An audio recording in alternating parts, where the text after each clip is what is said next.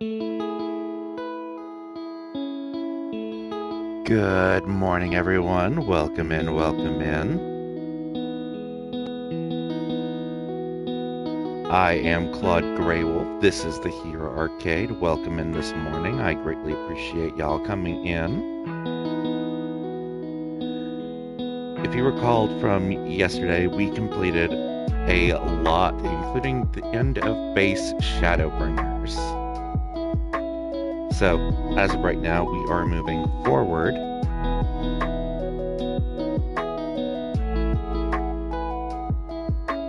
Through the game right now. I'm just finishing letting everyone know that I'm live.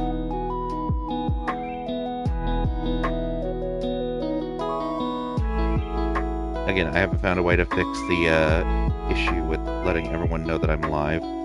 And my phone is going off like crazy because everybody is awake in the mornings, apparently.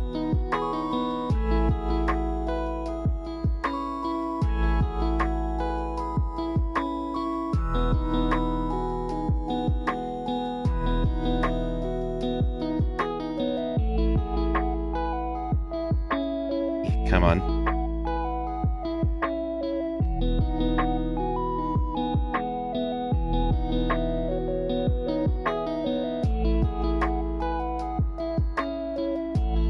Okay. Finally done. But yeah, we are live now. We are currently level 84. We just completed Shadowbringers. And gods, the views in this game are amazing. I mean, just take a look. That is an amazing view.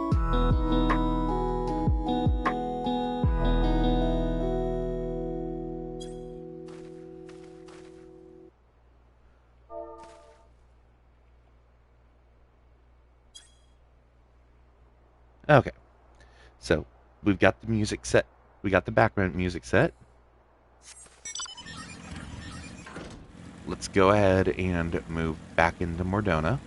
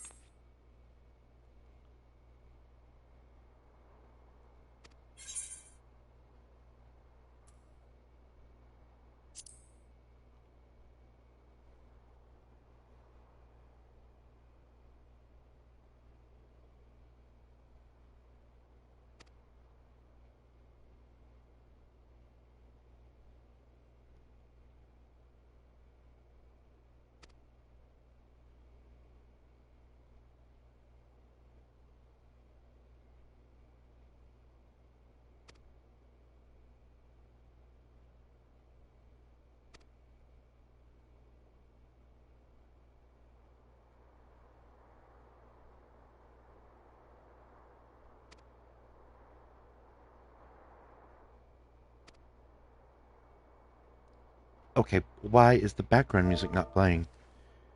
BGM 50.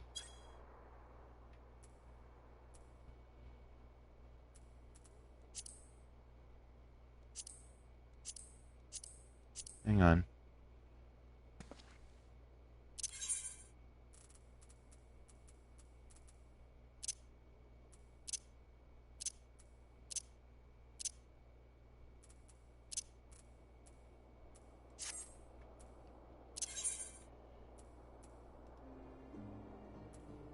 There we go.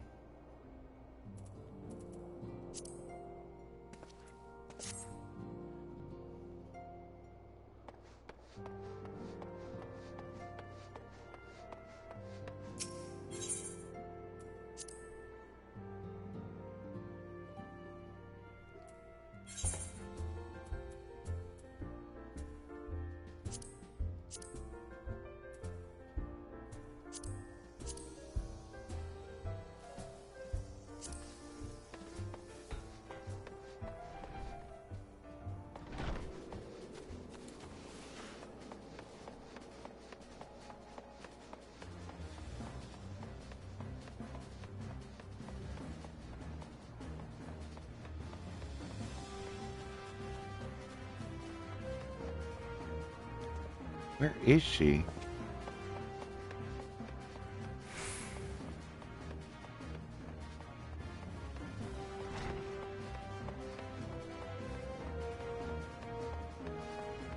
So let's see if she's up here.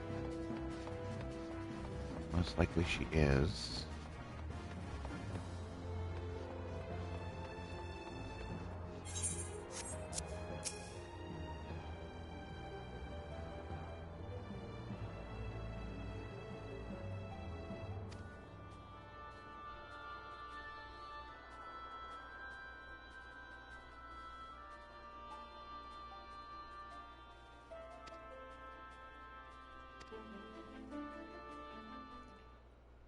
Oh, this is gonna make me cry, isn't it?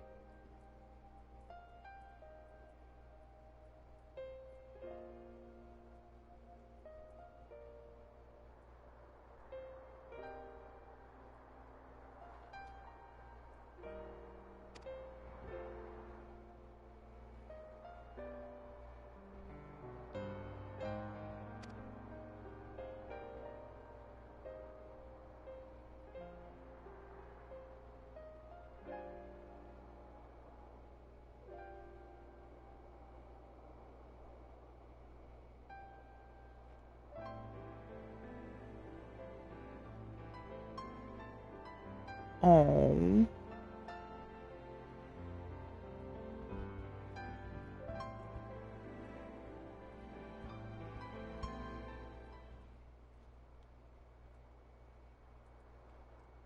Nope.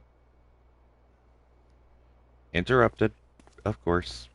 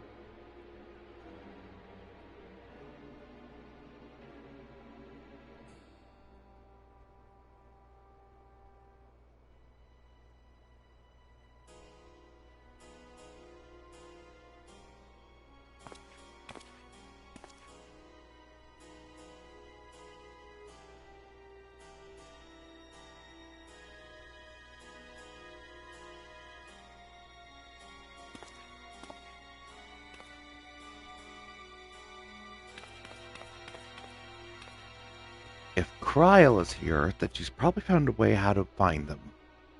Which means she has a way to bring them back. Ooh.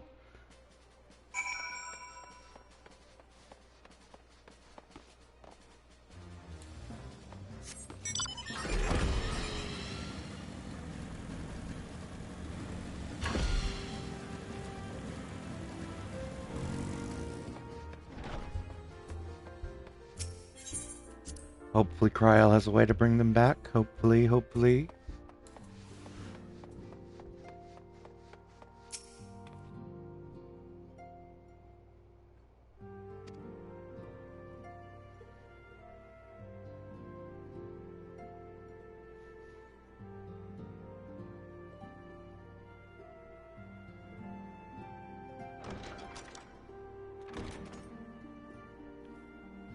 You're here. Good.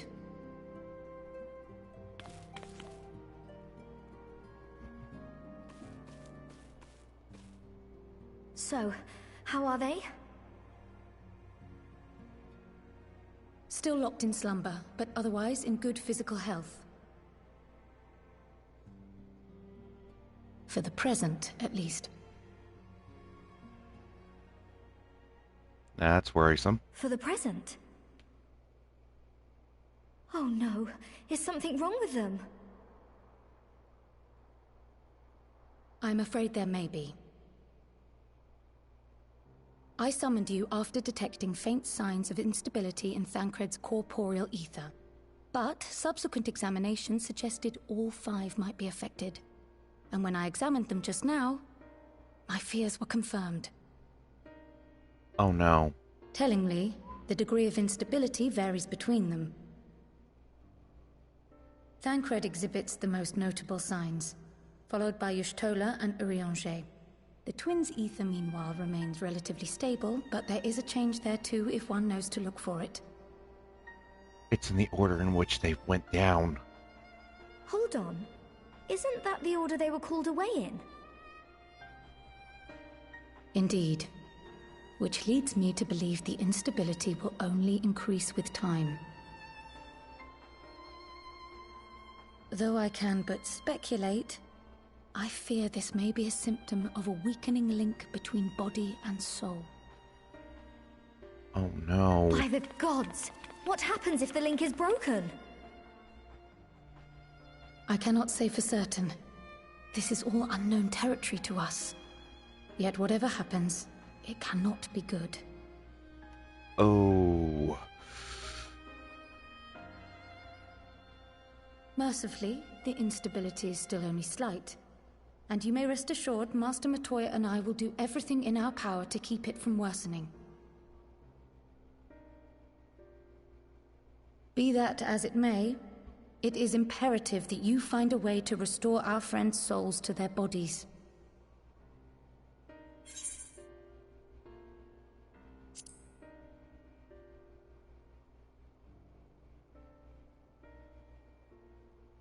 Thank you. But where's he even supposed to start? We had the greatest minds in the realm hunting high and low for an answer, and they ran out of places to look.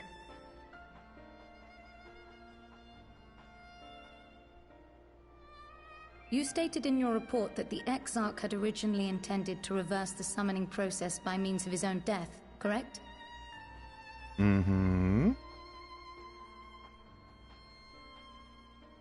Raha always was a reckless young fool, ready to die for the first righteous cause that came along. His plan might well have worked, but I for one am glad he never had the opportunity to see it through. Even if it does mean our friends must remain stranded a while longer. There is another way, I am sure of it. And the key lies with him, with the Exarch. Pray return to the First and apprise him and the others of the situation. Oh, We, meanwhile, will do what we can from here. And, if the fates are kind, we will have good news to share upon your return.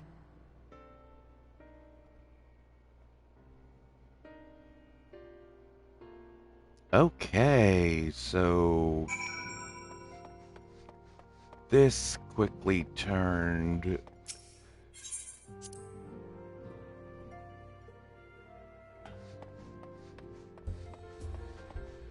Okay.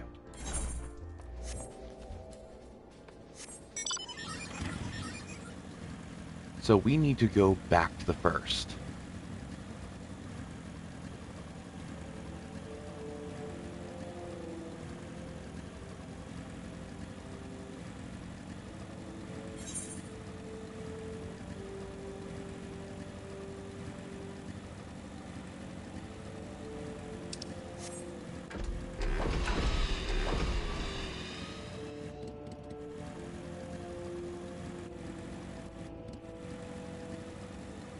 Where is the entrance back to the First? It's this guy right here.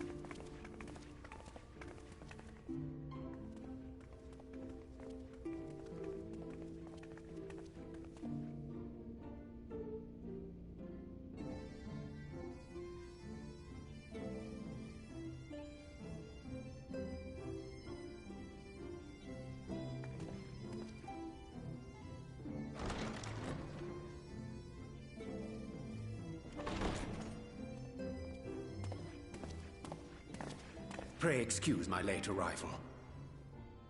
You're not the only one Will that's late. Thancred and Reen not be joining us? Nay, milady. With apologies to all, they beg leave to pursue their investigation of the empty to its conclusion. Should matters here demand their presence, however, they did assure me that they would make themselves available. Yes, of course. Then let us proceed.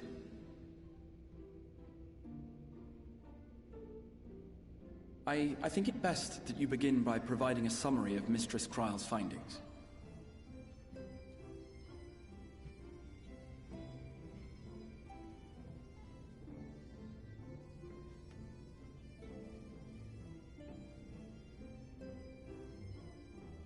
I suppose it was only to be expected that some change would occur. Yet our souls seem unaffected, to my eye at least. How long they will remain so is another question. Kryle is right. It is imperative we find a way to return to the source. Perhaps an explanation of the method by which I brought you here will yield some inspiration. Ere I begin, it must be noted that I am by no means a gifted mage. In order to employ powerful magics, I must rely upon the Crystal Tower and its boundless reservoirs of energy. The magic that summoned you was no exception. 'Tis a singular spell, adapted through painstaking effort from the technique that transported me to the First. To use an analogy, it works by cutting a hole in the fabric of reality. A hole tailored to the object of summoning, through which it and it alone may pass unscathed. Though I succeeded in creating said hole, I failed to latch onto my intended target. Instead of you, the spell found those close to you, and ended up summoning them in their incomplete state.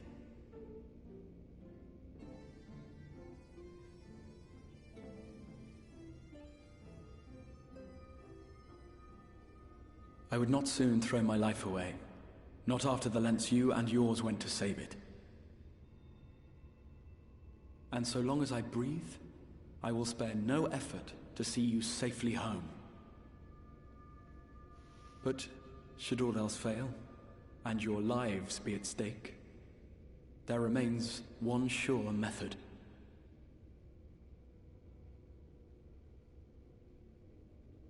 I don't like that. Oh, Yes, Alize. what was that for? How can you even entertain such thoughts? You owe your life to the Warrior of Light, and you don't get to die unless he says so.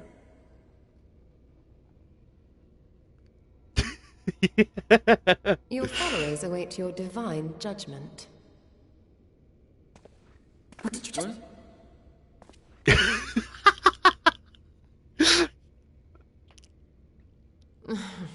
If the two of you have finished, perhaps we could return to our discussion?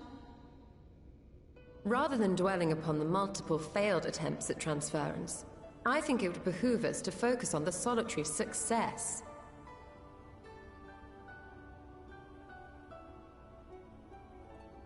I would draw your attention to the fact that our friend can travel between worlds possessed not only of his body and soul, but his personal effects besides.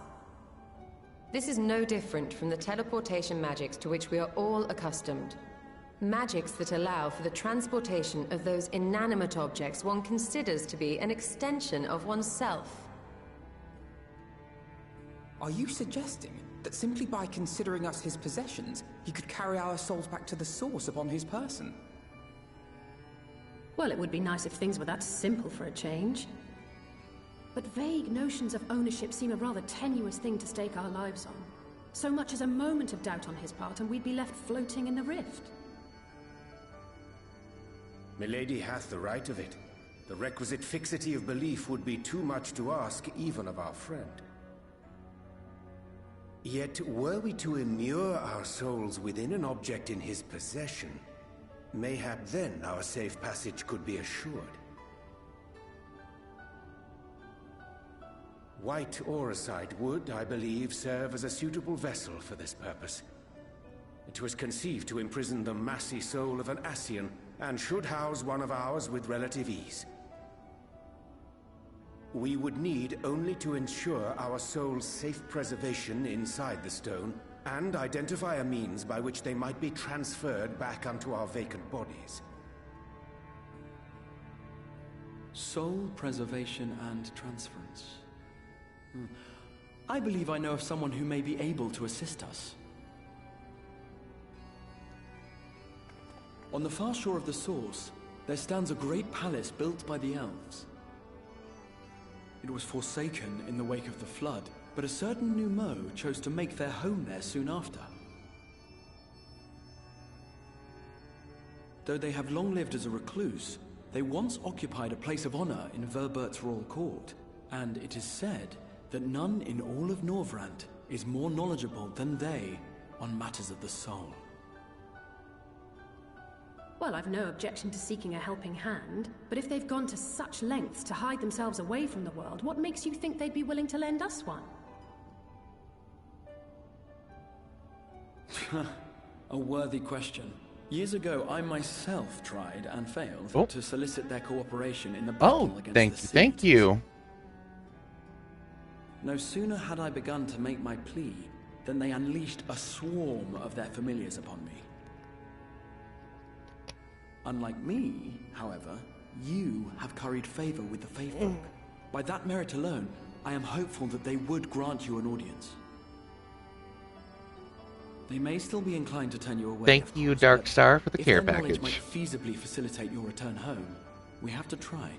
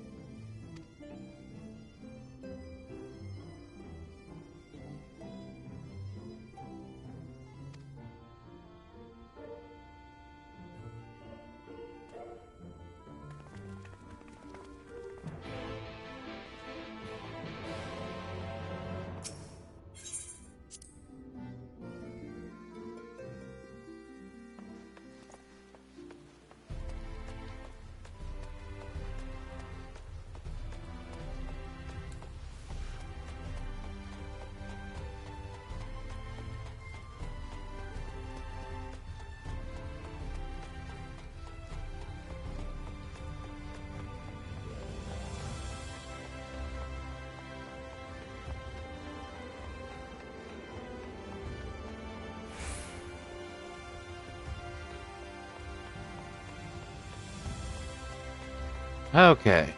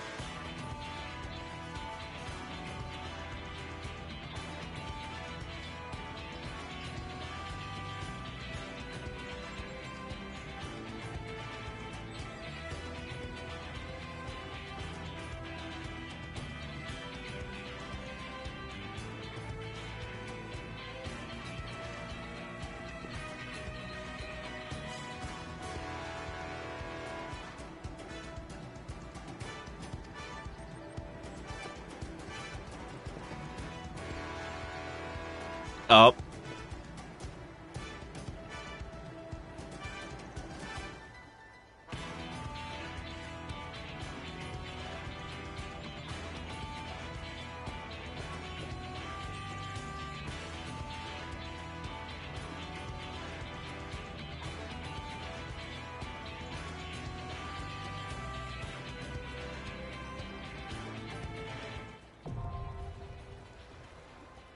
Okay. Wasn't expecting to hit a dungeon this early.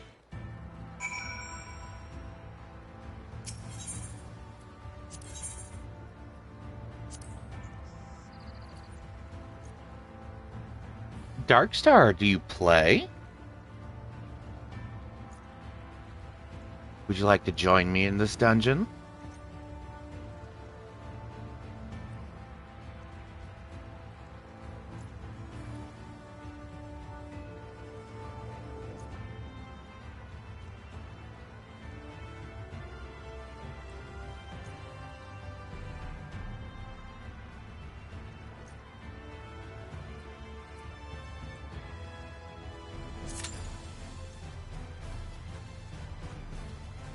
Gonna go ahead and queue up.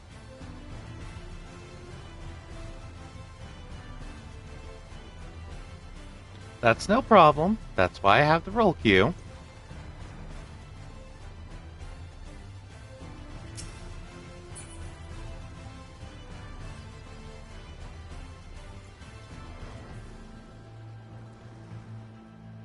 If you look up top, I'm playing on Primal Lamia.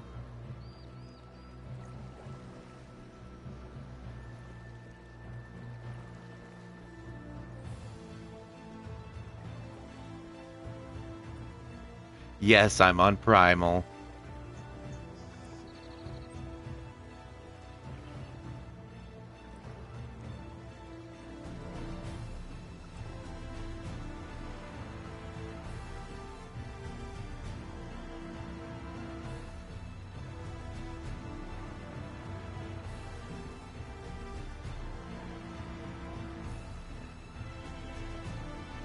Although it looks like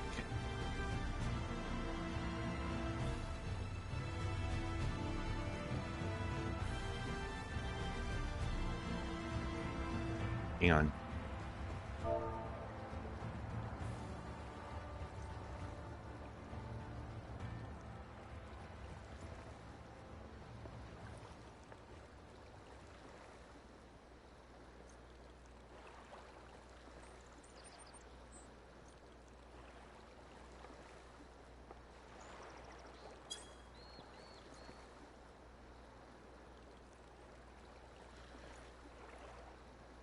Maybe if I put it in a novice network, people will queue up for it.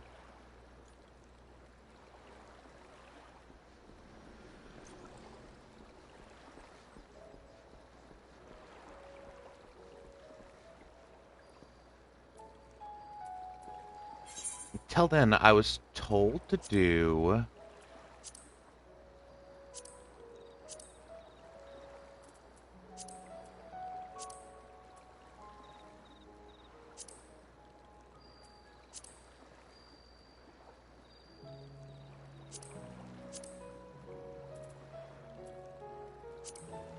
these in conjunction with the storyline.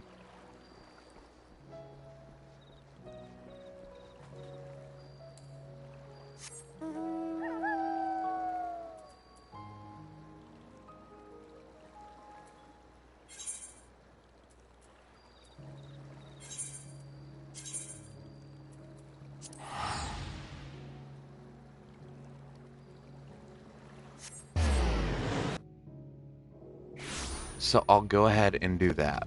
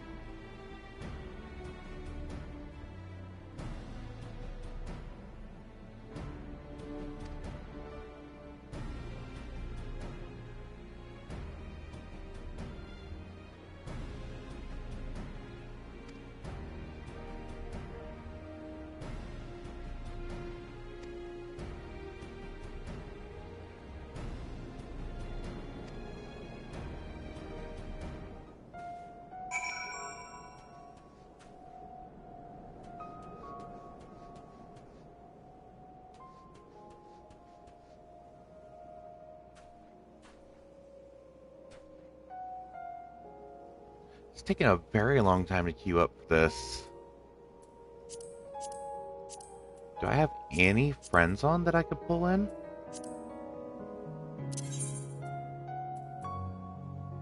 No, I am the only one on my friends list on, and that is a shame.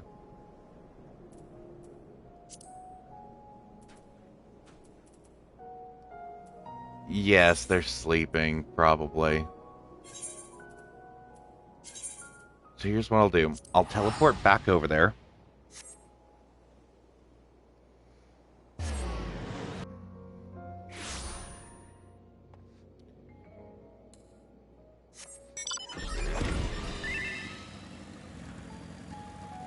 Oh!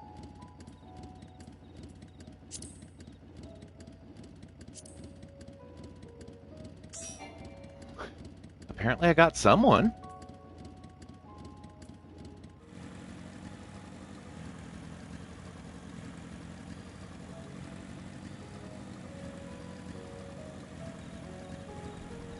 And Zao-kun, welcome in, welcome in. If you want, you could join us.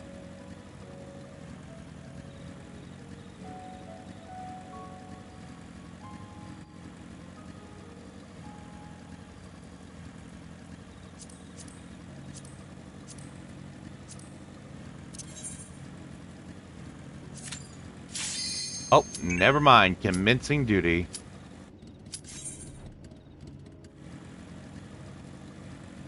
Let's do this.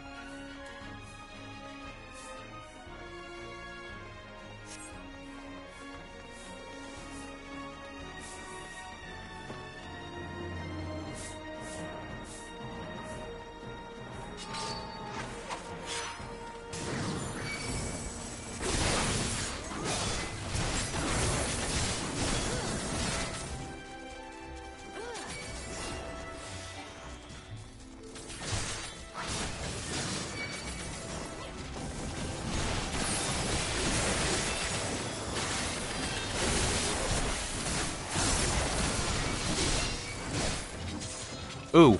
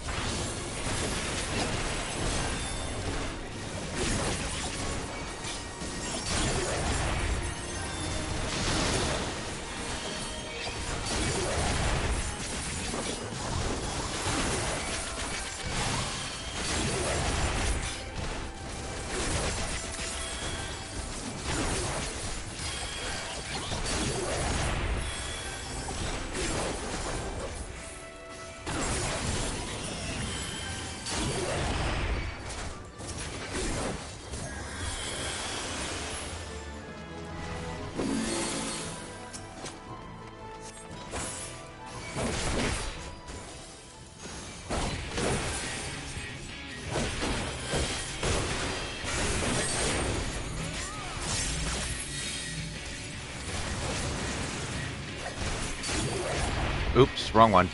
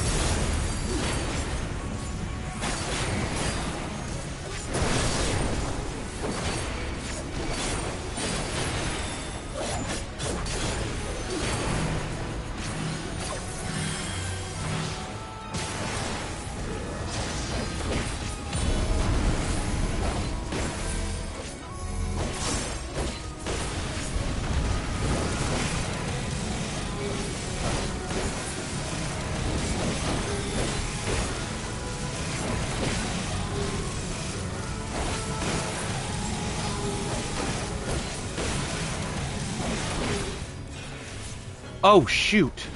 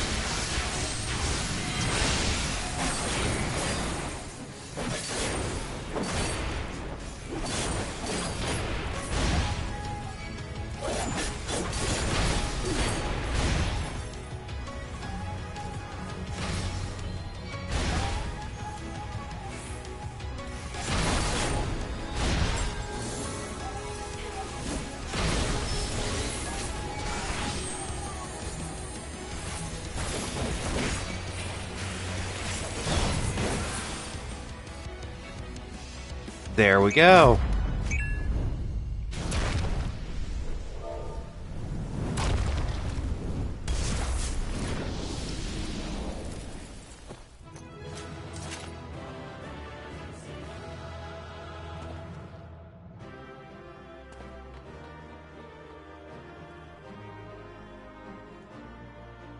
Yeah, unfortunately, but the piano could not be spared.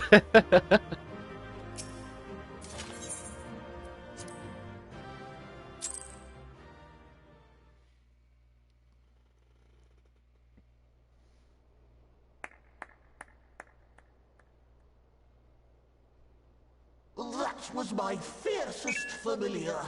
Oh, impressive.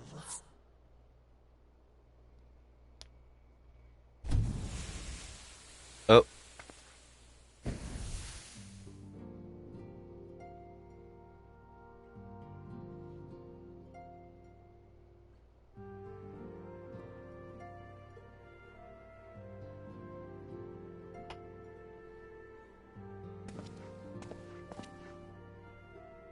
Beckloak, 'tis good to see you again after all these years. And judging by your vigorous greeting, I dare say the feeling is mutual. To be sure, a simple shake of the hand would have sufficed by way of welcome, but I shan't complain. But you must be wondering as to the purpose of our visit. We come to beg your assistance in a most urgent matter. Shh. sake? Beg? Our comrades' very souls are in danger. If we are to save them, we will need the benefit of your unsurpassed knowledge on the matter. Please, will you not sit and hear our plea? Oh, how dare you! How dare you speak thus in my presence! Oh, they don't like that. It was to escape such words of temptation that I hid myself from the world of men. You are sinners, one and all, and I swore never again to have any part in your affairs. I can only imagine what terrible events forced you into a life of seclusion. Oh. But I know that the Numo are a good and noble folk. It is not in your nature to turn a blind eye to the plight of those around you. And in treating with us, I am certain whatever mistrust you feel for man will begin to heal. Oh my God! Alpha, no! Why?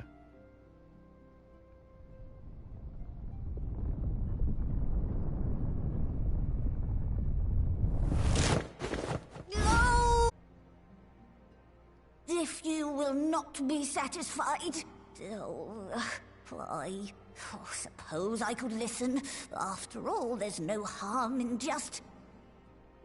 No, I mustn't. Not again. That damn court mage seemed to have the best of intentions too, and countless innocents died for my naivety.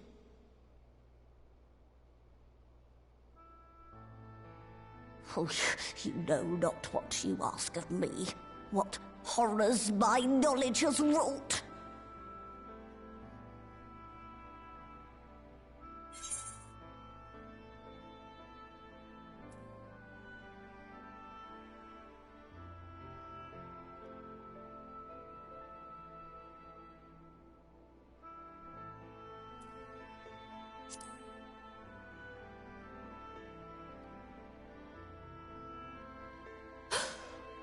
You know of the plague? Then you know how dangerous soulcraft can be. Instead of saving your friends, you risk damning them. Are you sure you're willing to take that chance?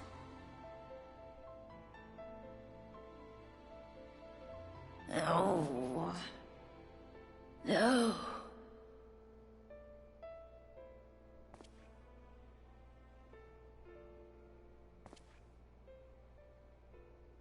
Oh, very well. I will hear your petition, but that is all. And I expect fitting payment for my troubles. Commensurate with your contribution to our cause. No more and no less, I promise you.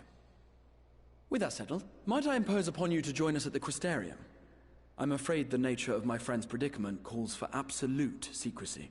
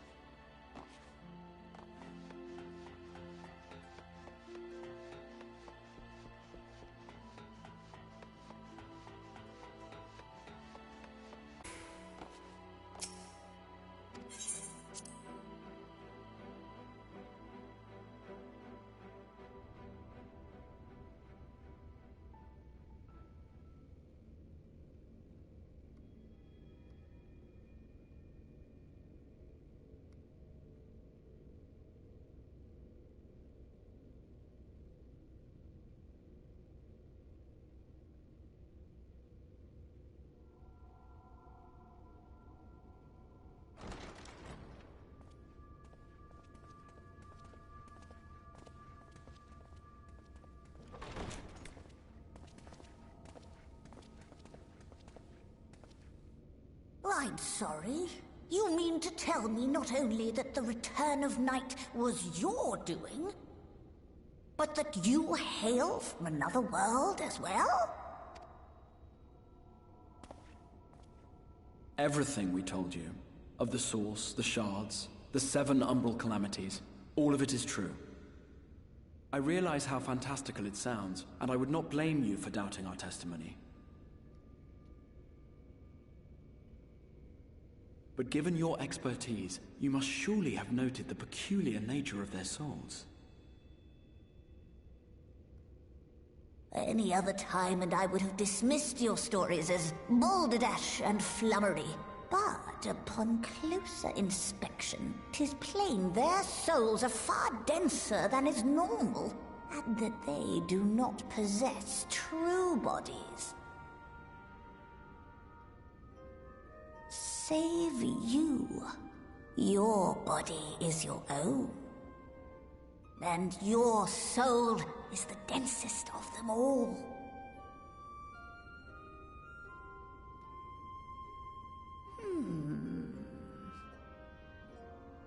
As I said before, were it not for their heroism, the skies over Norvrant would still be awash with light, the realm yet at the mercy of Vorthri and the Sin Eaters.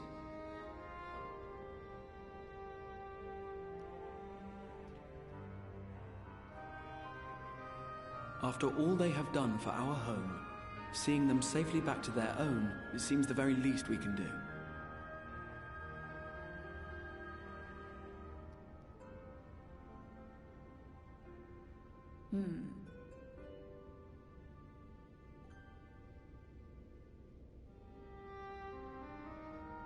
Your tale is intriguing. Yes, very intriguing indeed. Simply to hear it is fitting payment in itself. Oh, wow. As for your friends, I can but agree. Their valorous deeds on behalf of Norvrant are deserving of recognition, of their own fitting payment. You will help us then? I will. I would see my knowledge put to good use for a change. I do have one condition, however. I am not the spry young Numo I once was. As such, I will require assistance in my fieldwork and testing. It would be our pleasure. We'll be laboring for our own benefit after all.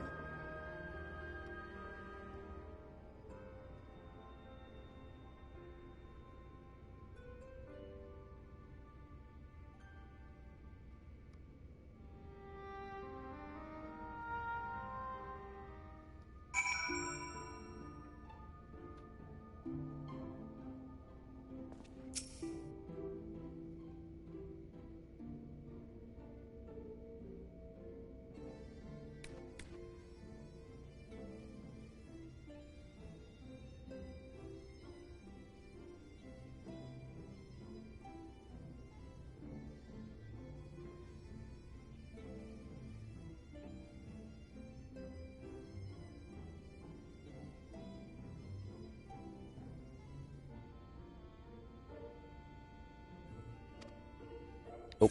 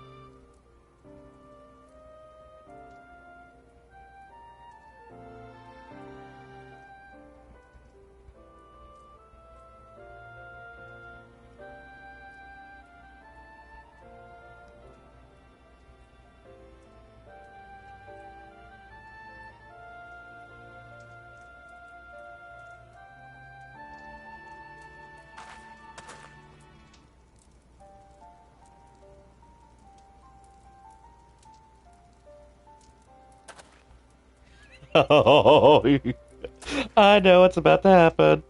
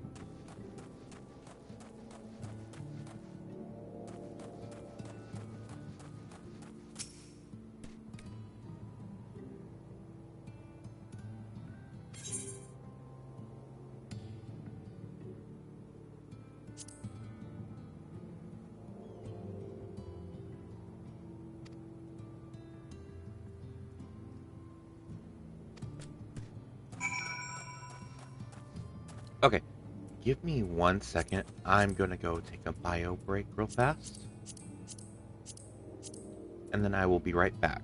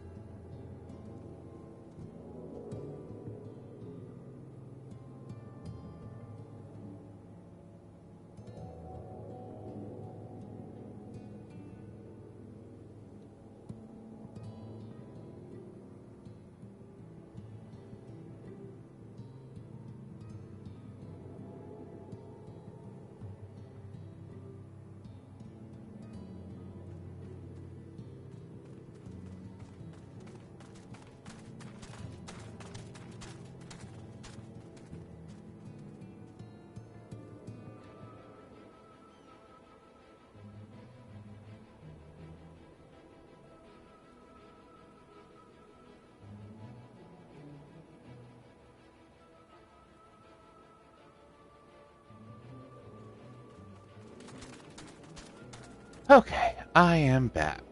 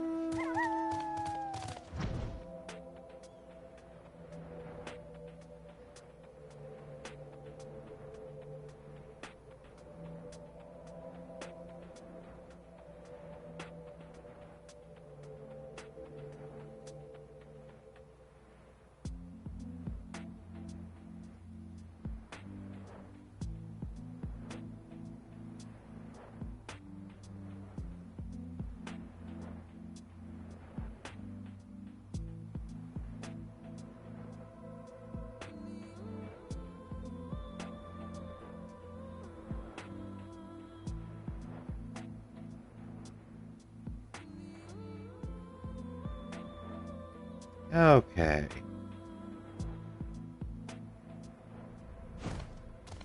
Where is he? There he is! Magnus!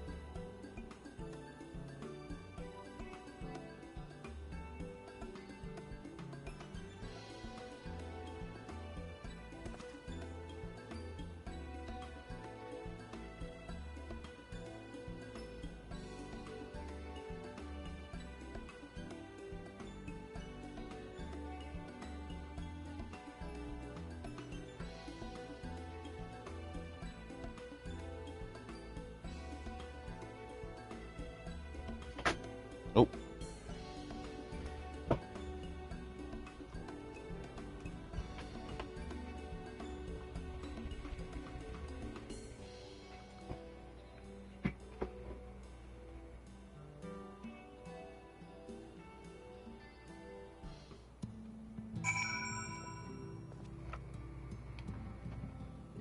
Let's see. Well. Wallet. Okay. Lumps of pristine clay.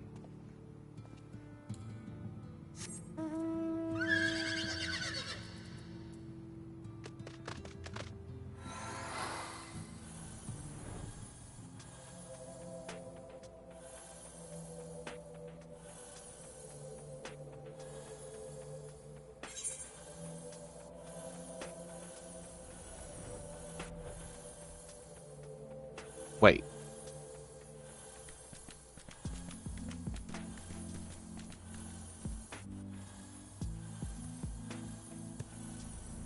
Well,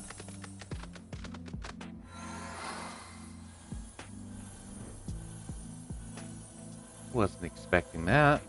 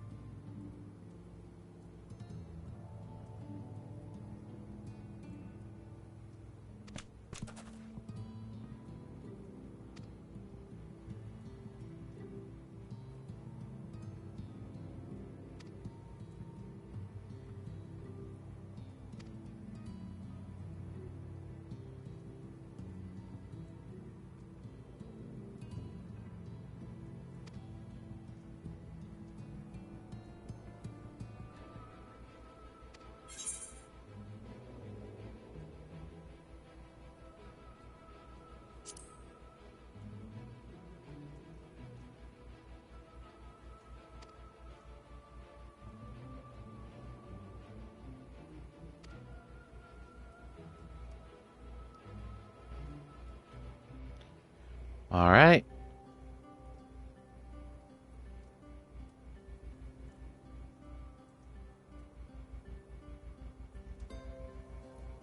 Let us begin.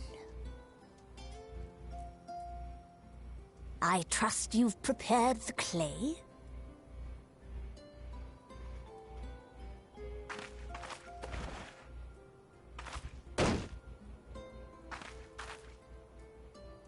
Very good. Now, I would have you sculpt for me a porksy. A porksy? Plump, with floppy ears and a short curly tail. A porksy. I think I know what you mean.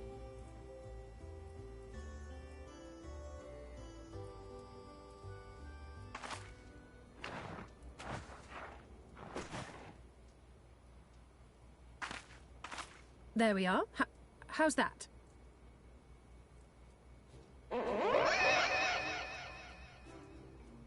Oh my god! Well, it is certainly creative. There's no denying that.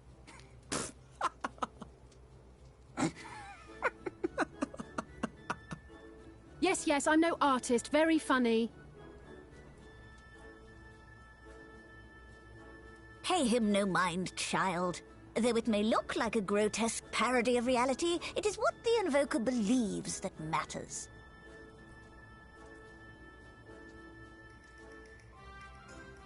You're not helping. But I speak the truth. If successful, this incantation will turn imagination into reality. Which is why the only thing of import is what you believe this figure embodies. You must focus. Hold the Porksy's image steady in your mind's eye.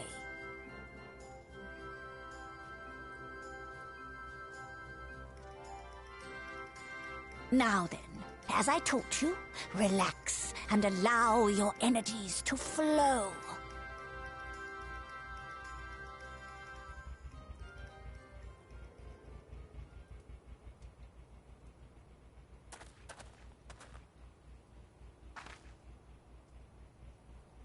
With flesh of clay I bid thee rise, on wings of dreams to touch the skies. What once was idle fantasy, I call forth to reality.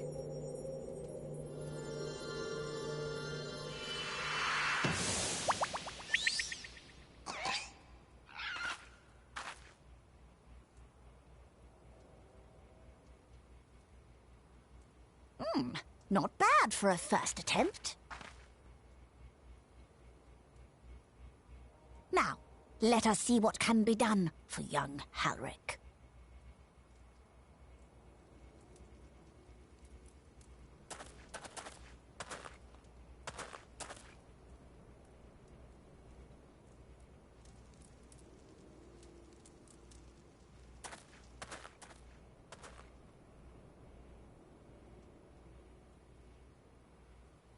Through the operation of the magics you invoked to animate this familiar, it is now replete with the energies required to stir the boy's soul. You need but give it a name, and it will do as your heart desires.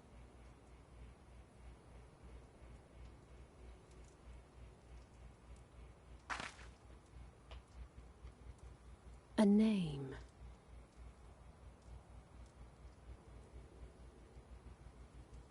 All right, I've decided. Now.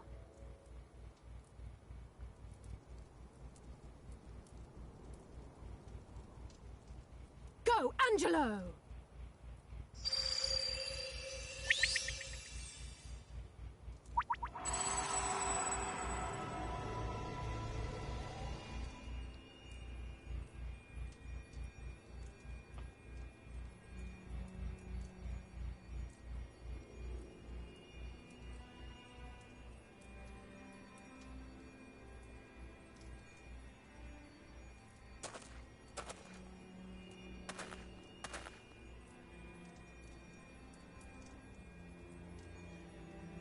Mother, I...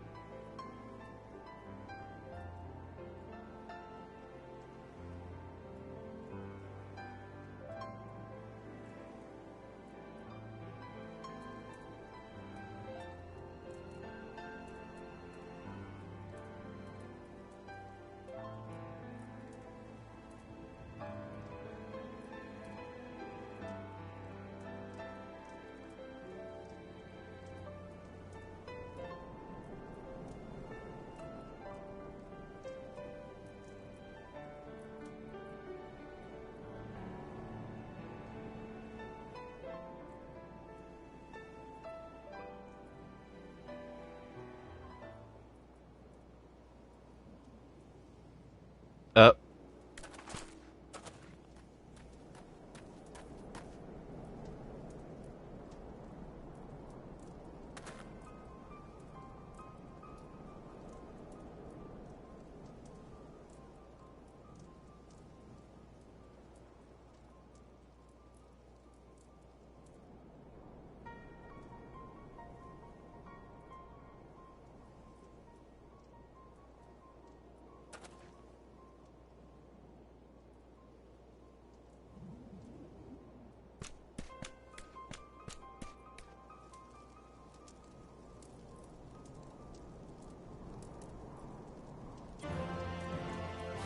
the future of Elmore is at stake?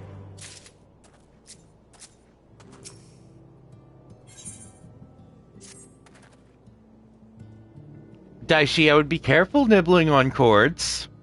Some of them are electrified.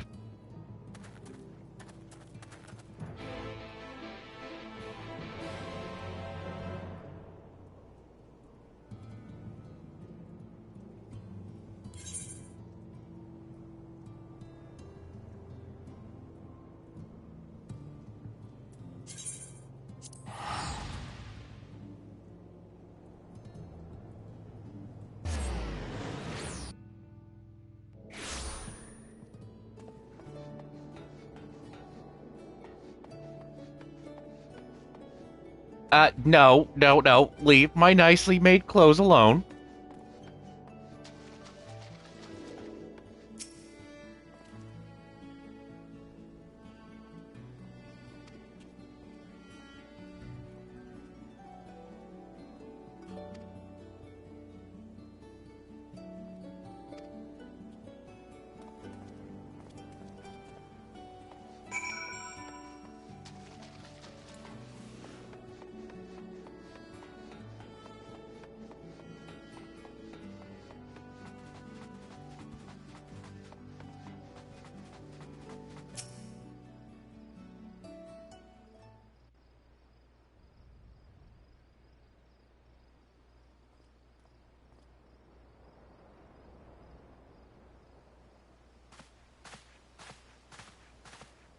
Oh, thank heavens you're here.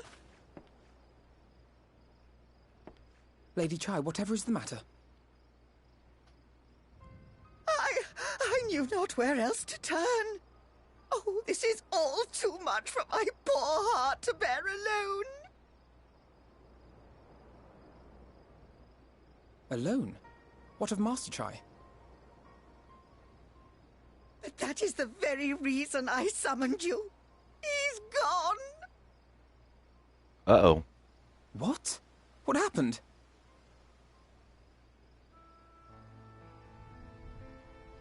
It all began after the events at Mount Gulg. With Lord Vorthry out of the way, we all agreed that a new leader must be chosen. And so you held an election? Yes, well, sort of. Not a single person volunteered to stand, you see. After a lifetime of leisure, we free citizens have grown somewhat indolent.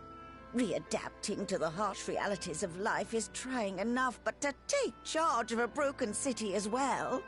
No one wanted such responsibility. Nevertheless, Yulmore could not well do without a leader, and so we decided that anyone and everyone should be considered a candidate. And after we cast our ballots and tallied the votes, the mayorship fell upon my dear husband. Well, given the manner in which he orchestrated the construction of the giant Talos, none could deny his leadership qualities. But even before then, he had proven himself at Daedalus Stoneworks, don't forget. He is more than qualified for the role. The perfect choice. Indeed. I told him as much when his victory was first announced. But perhaps I was too forceful in my attempt to encourage him. For shortly after that, he vanished without a word.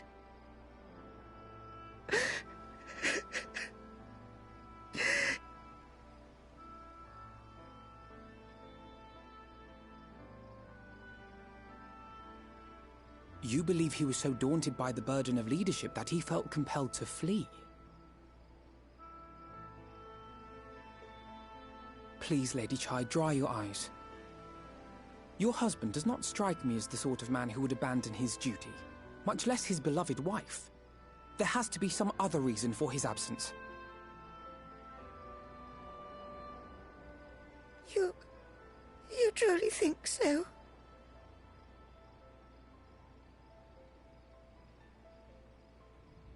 What about you? What do you think has become of my husband?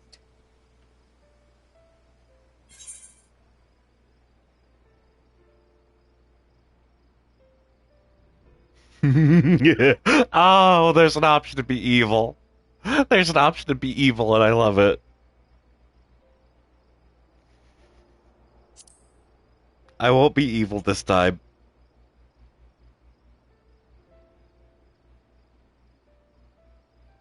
And there you have it, Lady Chai. You needn't worry. Master Chai loves you more than all the world, and he will return. Wherever he may have gone, rest assured we will find him.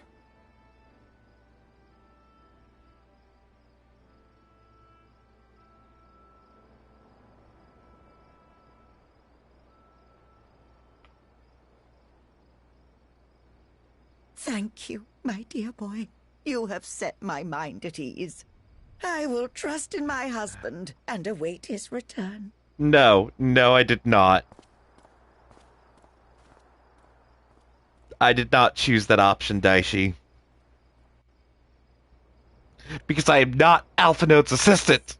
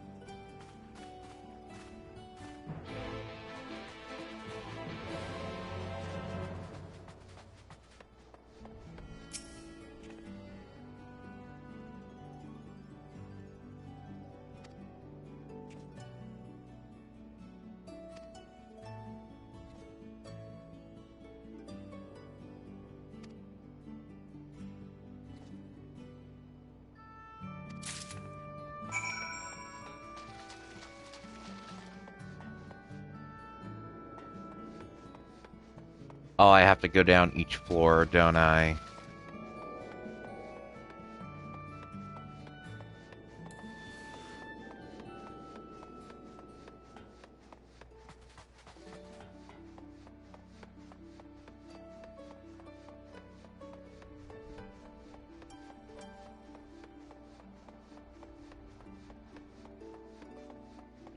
I'm surprised Unholy Fudge hasn't showed up yet.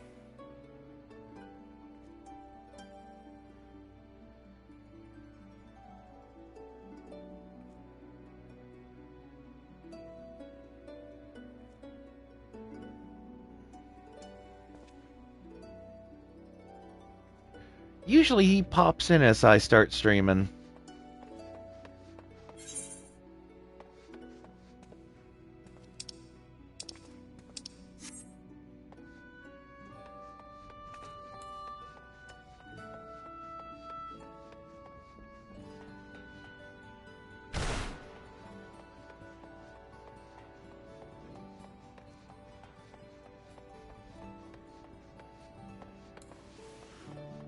Don't think there's one down here.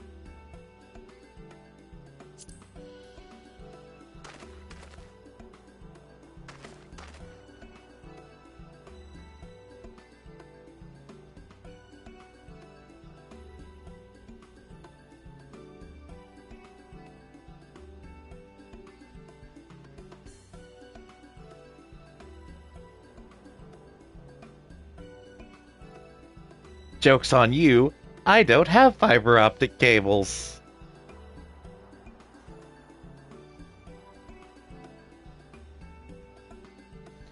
Also, Daishi, you shouldn't chew on those, they're bad for your teeth.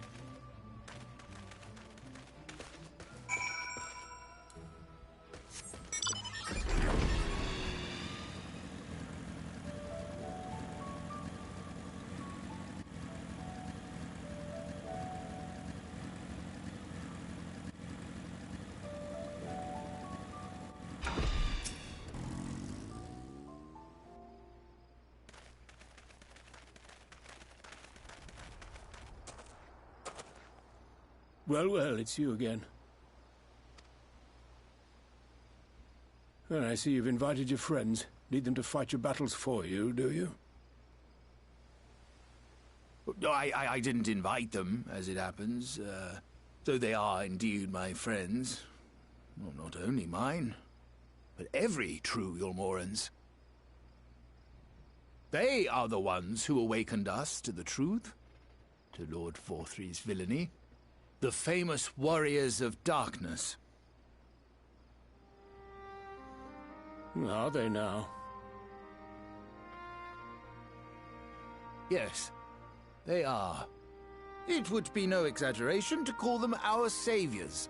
We owe much and more to their kindness, but we cannot depend on that kindness forever. To do so would be a little different from entrusting our affairs to Lord Vorthry.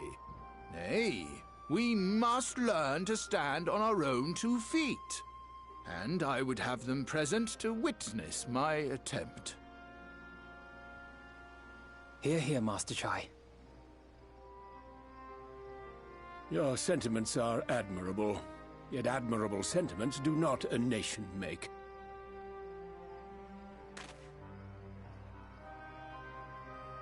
In my capacity as advisor, I once strove to build a better Yulmore. Gave honest counsel to my superiors, drafted laws for the benefit of one and all. But in time, my values fell out of favor. There was no need for them in this paradise Vorthry was creating. And so I left my homeland behind. But you, Chai News, you were content to wallow in indolence under Vorthry's auspices.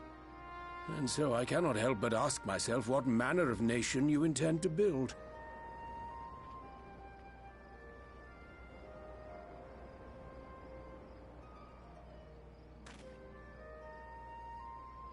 I can offer no simple answer to that question.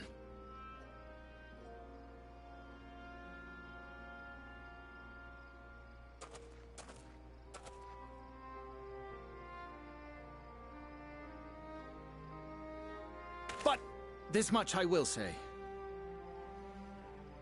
It is my hope that Yulmore can become a nation which her citizens might freely choose to build together.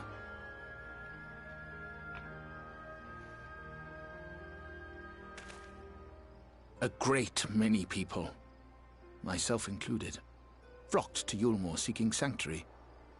The alternative being to live in fear and die in pain. It seemed an easy choice. And sanctuary we found. As much food and drink as we could ever want. Secured at the cost of the surrounding villages.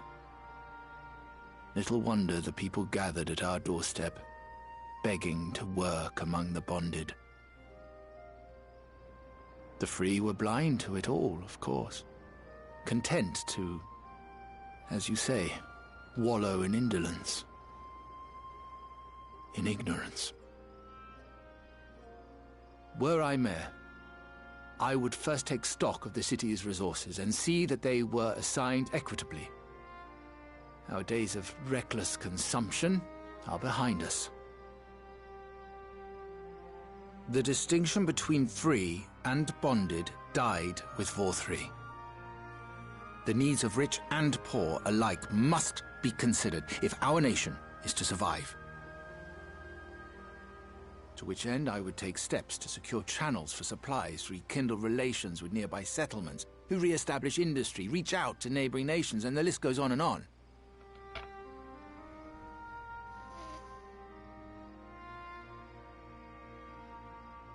But I am no ruler, nor even a politician.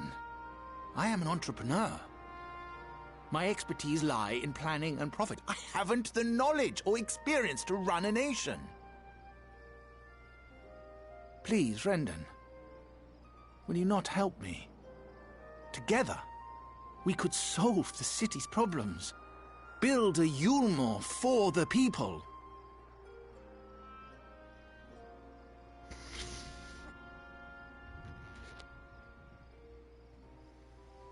A Yulmore for the people.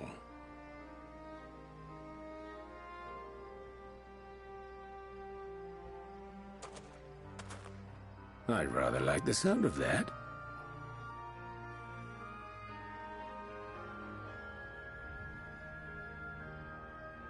But before I offer you my counsel, I would be certain of your ability to perform the duties of office. You would? You ask me to help you solve Yulmore's problems, but first I would see you solve one on your own. Accomplish that, and you will prove both to me and the people that you are a man worth following.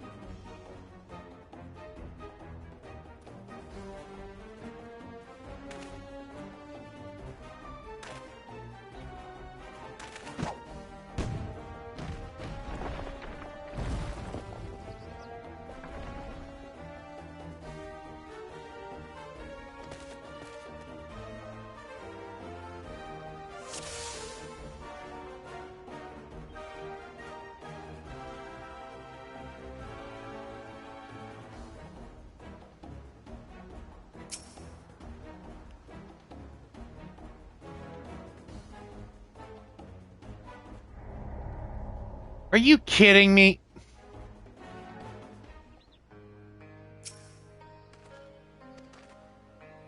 I hate this.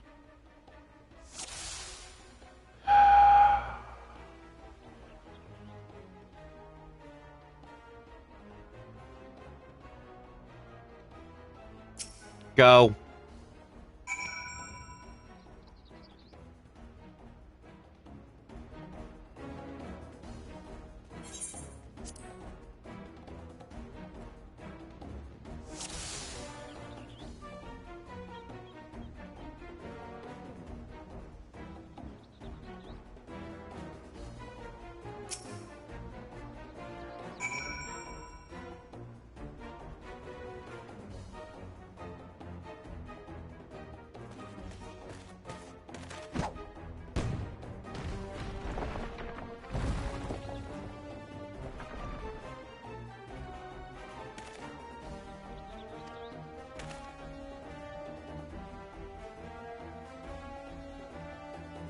Okay.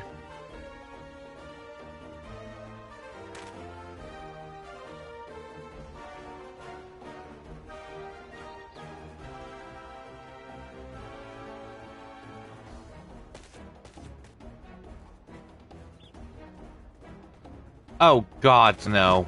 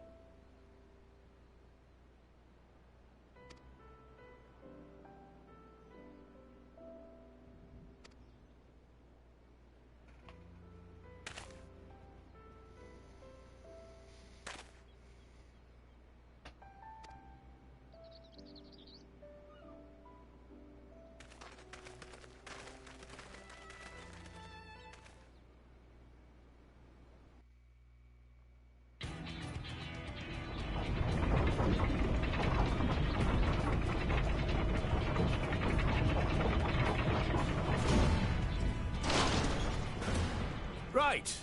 Right then. Form a line and make for Yulmore.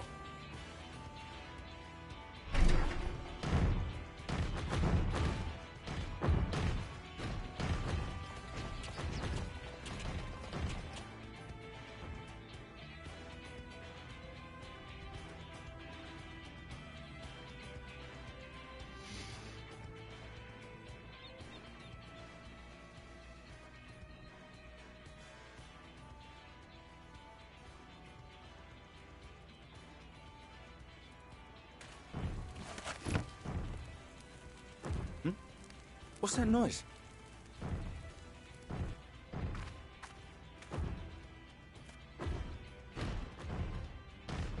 Wicked White! Runaway Talos! Call the guard!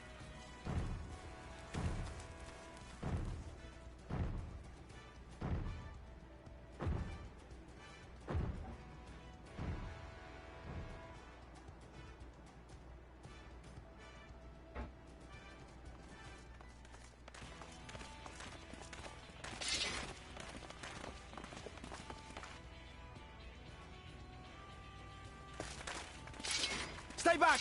All of you!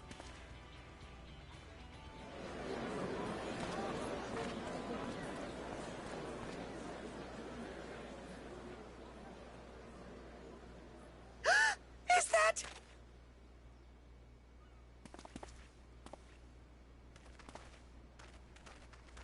Darling, you're back.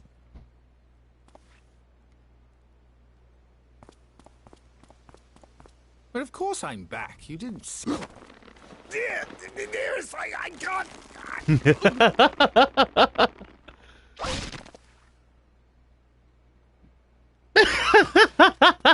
Oh, oh dear.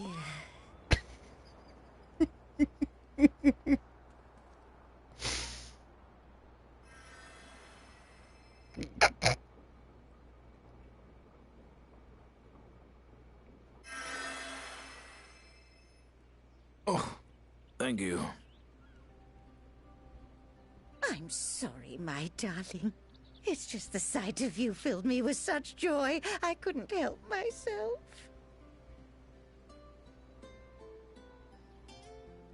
Oh, no, it's all right, dear. I should have just come out and said what it was I was intending, instead of entrusting the task to a hastily scribbled letter. Does that mean you'll do it? Well, I'm here, aren't I? I mean, not that my absence signified any unwillingness, you understand? Oh, no, naught could be further from the truth. I only left to enlist the aid of the former mayor's senior advisor. And now that I have it, I believe I am ready to take office. Oh, how wonderful!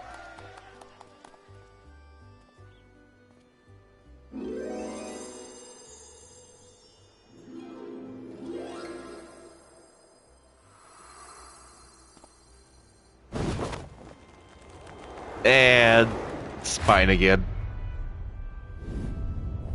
Dearest, please!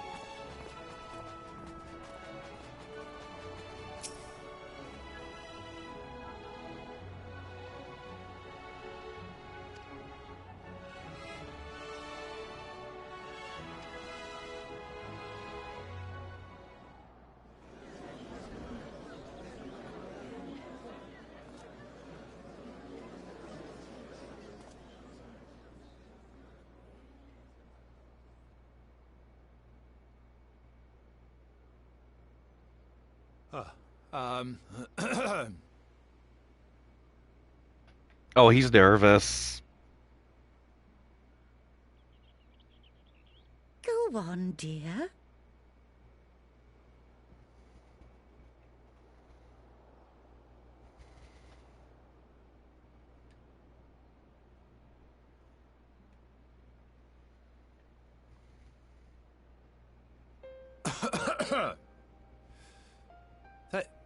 Thank you all for gathering here today. But before going any further, could I ask the free citizens of Yulmore to look around?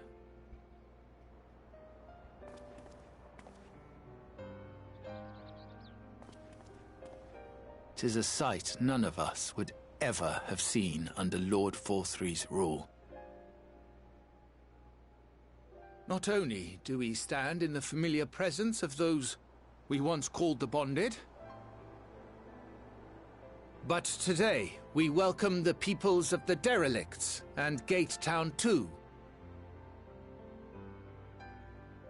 Today we welcome the Warriors of Darkness, come to bear witness to Yulmore's new beginning.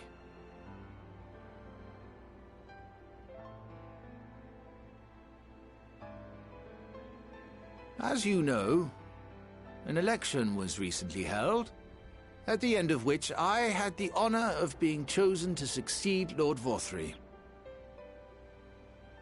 You place great faith in me, and I promise to do my utmost to live up to your expectations, and I will seek always to carry out the duties of this office with integrity and fairness. I have no idea.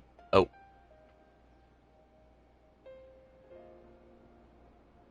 Always, I say, but not Daishi, forever. thank you for the gifted sub. Let it be known that I do not intend to hold this post indefinitely. Although I don't know myself but what account you gifted a sub to. Who will serve only for the interim, while Yulmore is reshaped according to a new set of values.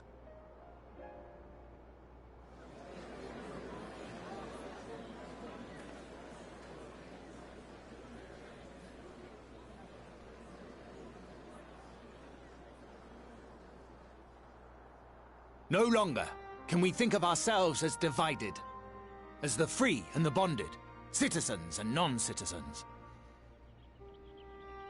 The systems put in place by Lord Forthry must be undone. But even as we tear down the old, we must give thought to the new, to what manner of nation Yulmore should become. Whatever the answer may be, it cannot be decided by one man alone. And so I propose that an open forum be held, that we might all discuss how best to strive towards a better future. However, there can be no talk of the morrow unless we first address the issues of today.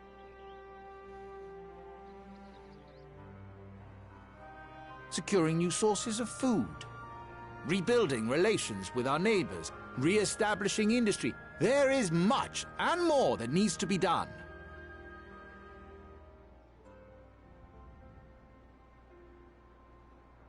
Too much for a mere man of business. And so I pledge instead to do everything in my power to ensure our city's security and stability while we all work together to see these problems solved. The road before us will not be easy, and I know full well how daunting the prospect of honest labor may seem to some of you. But we must accept the reality of our circumstances. We must move forward.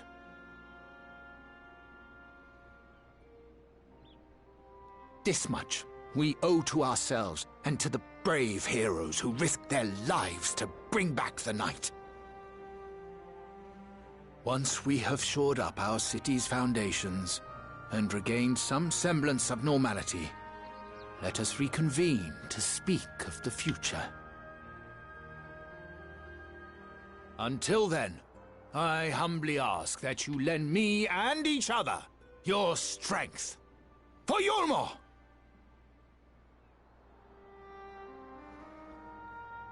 No cheers?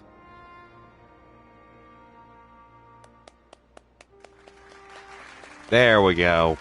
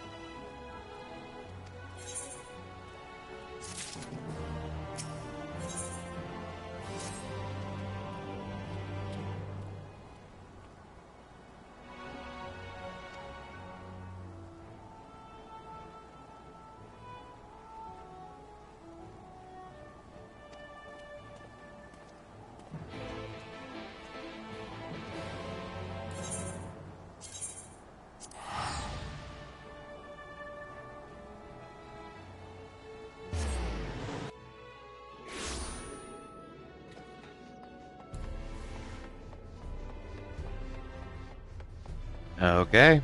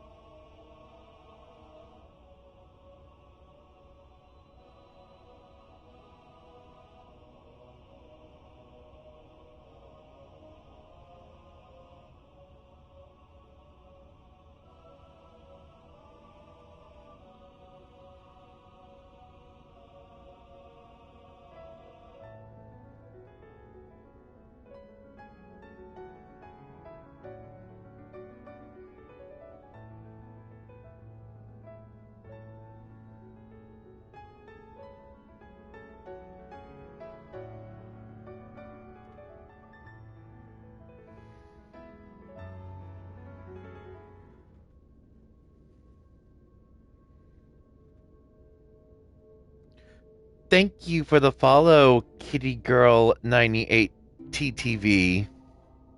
Hello, welcome in, welcome to the Hero Arcade. We're currently playing through post Shadowbringers.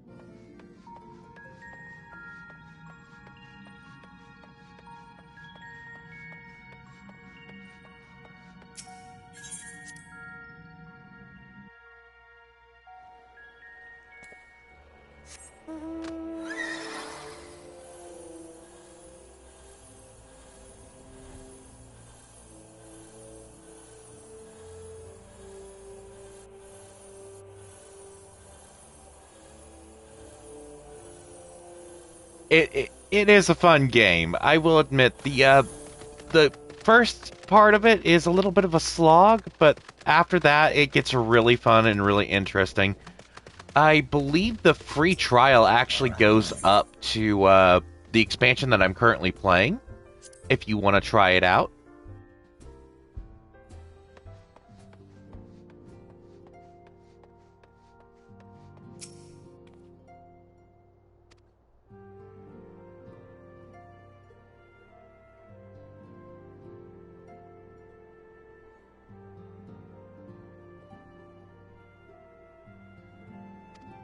It is very interesting. Oh, several cutscenes will play in sequence.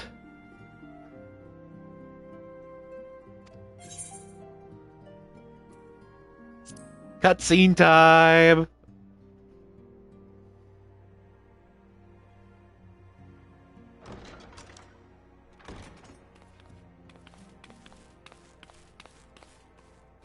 Sorry to keep you waiting. I've carried out the treatment as per Master Matoya's instructions. It should slow the destabilization of their corporeal ether quite significantly. But tell me, how fare our friends in the first?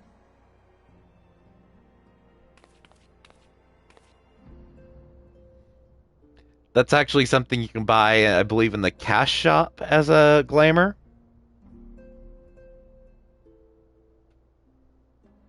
So this Becklug's the first to lead an authority on soulcraft, are they? Sounds promising. And Urianger's proffered solution of white auracite is rather ingenious now that I think of it. Well, while they press on with their preparations, you may rest assured we will continue to do our part here.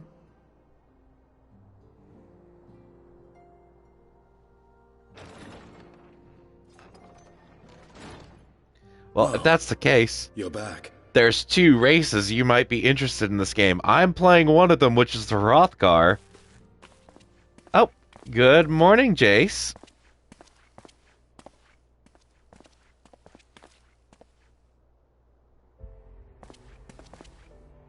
And none the worse for wear, I see. I cannot go back to bed. Estinian! Oh, thank the gods! We've been worried sick. Did you lose your link pearl or something? The situation in Garlemald has become more complicated. I was making my escape from the capital when I ran into one of yours, Riol. He thought it best we come straight here. More complicated how?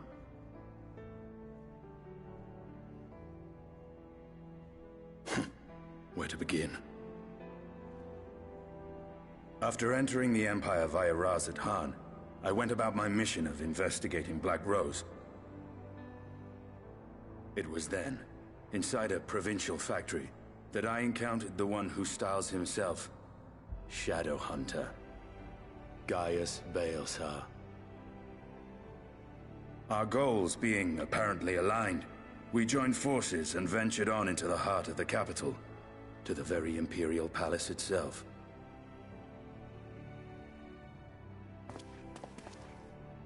There, we found a man whom all assumed dead.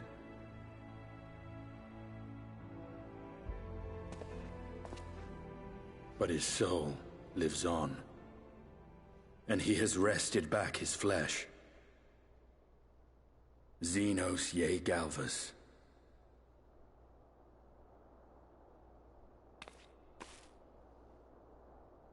Nor did the surprises end there.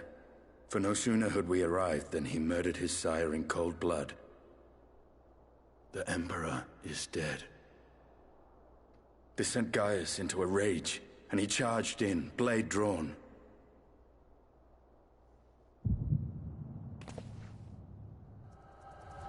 What's wrong?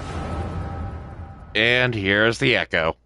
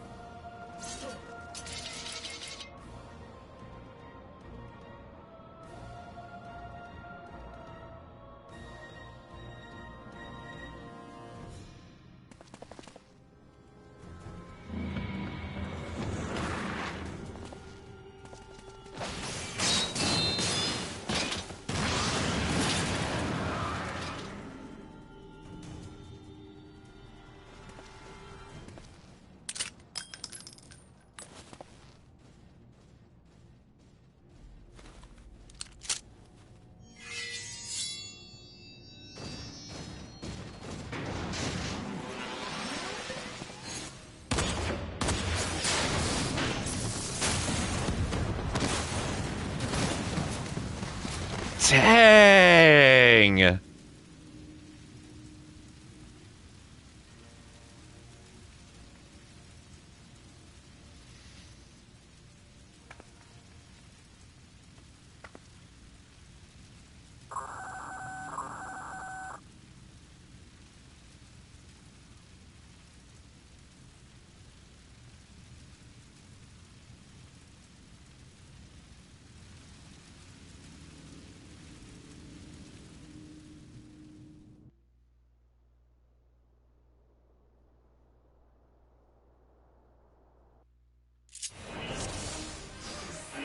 Oh, you've got to be kidding me.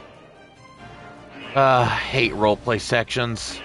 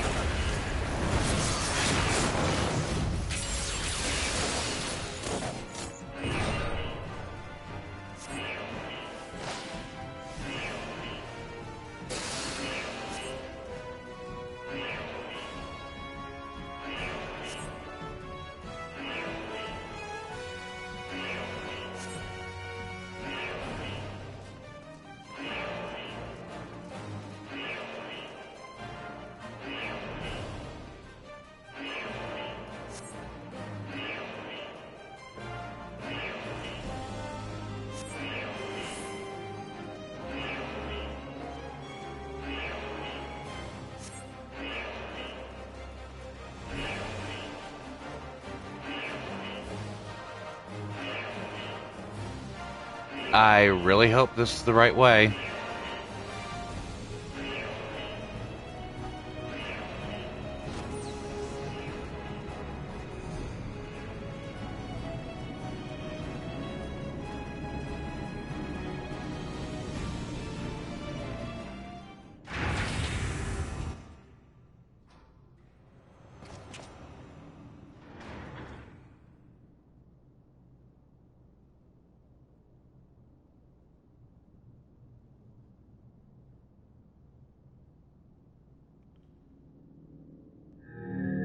No.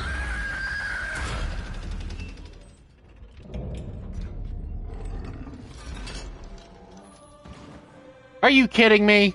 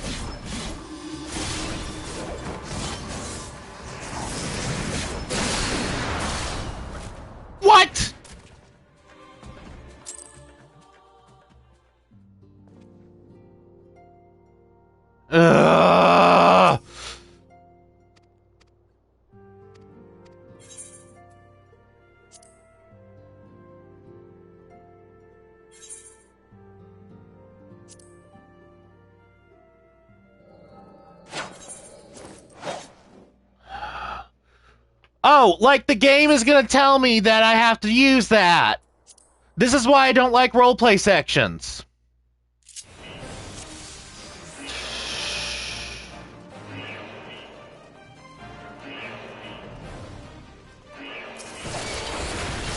And the fact that they changed my kit halfway through. This is why I don't like roleplay sections. It is stupid. Give me the option to skip these.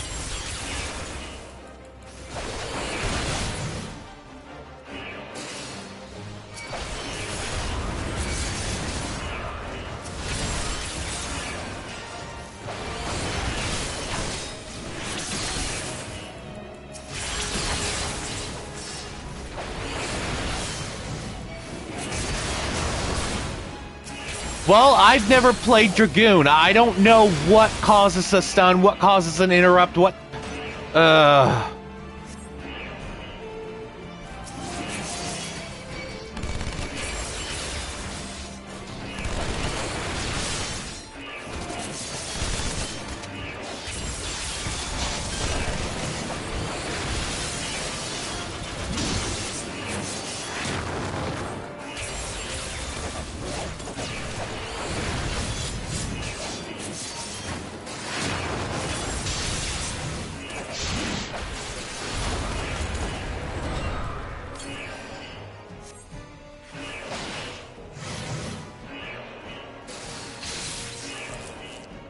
And yeah, I'm setting it to easy because I don't want to do this on normal. I hate these parts. I do. I absolutely hate them.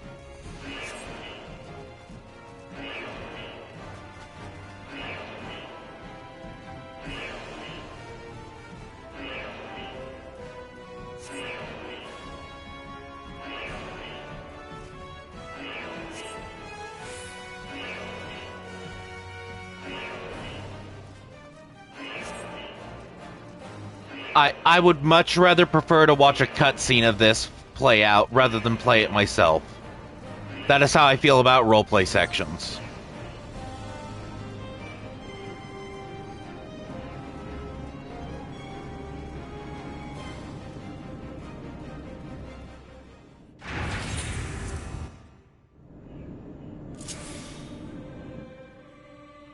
Yeah, and I'm gonna complain about every single one of them. Alright, let's see. Absorbs a portion of the damage dealt. Damage over time.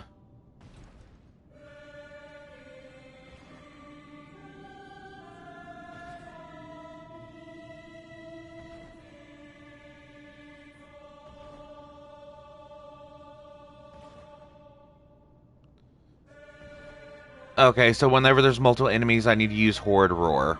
Okay.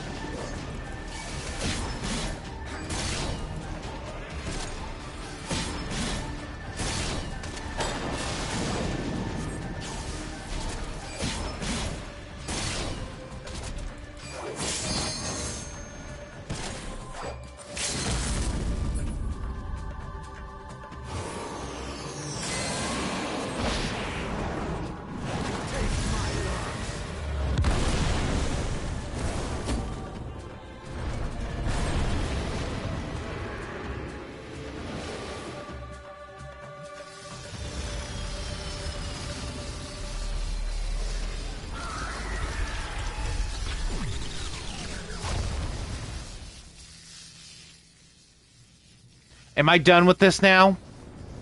Can I get back to the actual story?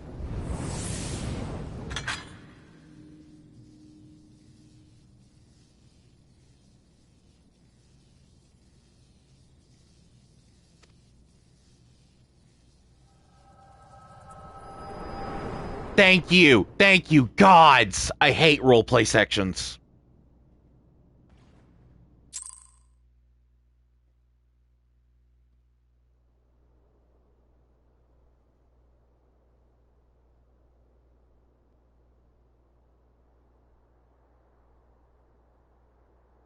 Are you all right?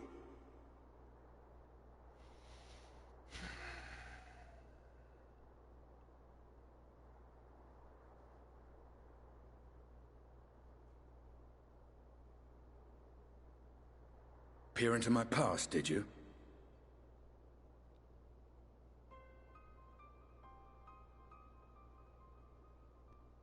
Well, I didn't quite relive the experience as you did, but I bore witness to it all. I'm still not sure what I think of this gift of yours. But no matter. Our confrontation was cut short when the Imperial Guard arrived. It was then that Xenos took his leave, citing boredom. To think their research into the Echo could bear such fruit. Escaping death, jumping from one body to the next, and returning to his own after all this time. He is an Ascian in all but name.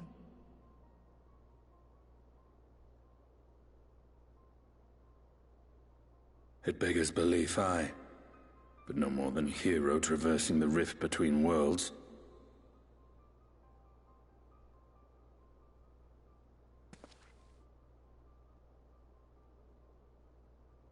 My concerns are far more prosaic. With the Emperor dead and the Crown Prince missing, the Empire is in disarray. Until order is restored, assuming it even possible, we needn't fear an Imperial reprisal. And for reasons of his own, Xenos took it upon himself to rid the world of Black Rose. Riol has already gone to apprise the Alliance leaders of these developments. We may leave the matter in their hands for now.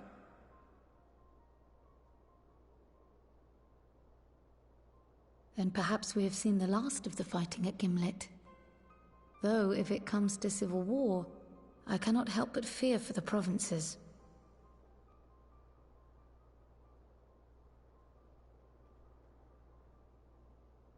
Ah, I'd nearly forgotten to ask. What became of Gaius? Did he not escape with you? That he did, but we parted ways shortly after leaving Garlemald. He claimed another threat had arisen which demanded his attention. He didn't elaborate, but the absence of some device or other in the capital gave him reason to believe they're planning something. Lest you worry, I believe he has well and truly shed the Black Wolf's pelt. Conquest is no longer his objective. We may safely leave him to his own devices. Well, it's nice to have one less foe to worry about, even if we do have a mysterious new threat to look out for instead. Speaking of which, I'll see that Riol and our Shinobi are made aware. Though we still know next to nothing, it can't hurt to be vigilant.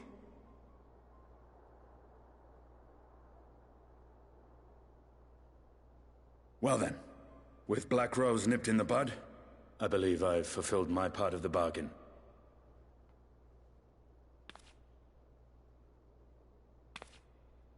That's true, but with the Archon still slumbering away, we were hoping you might agree to stay with us for a little bit longer.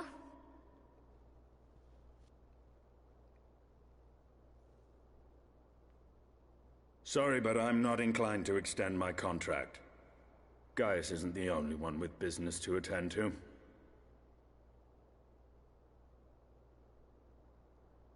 Pretty sure if Alphinaud asked, he would. Thank you for your help then, Estinian. I see why Alphino admires you so. Oh.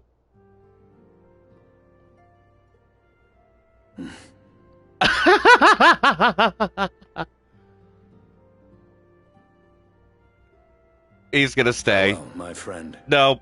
See that you don't make a habit of dozing off in battle. Oh, ouch!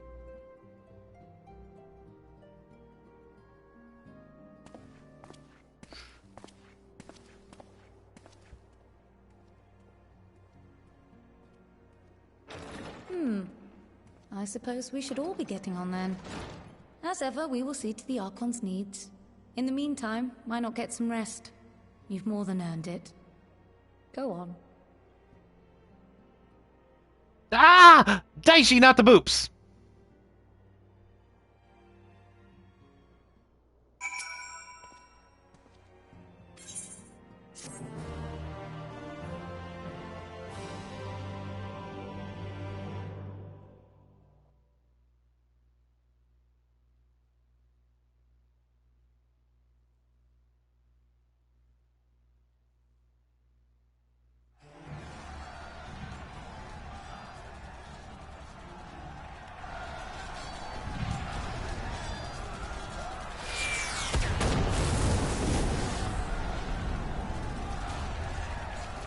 Ow, bright screen warning.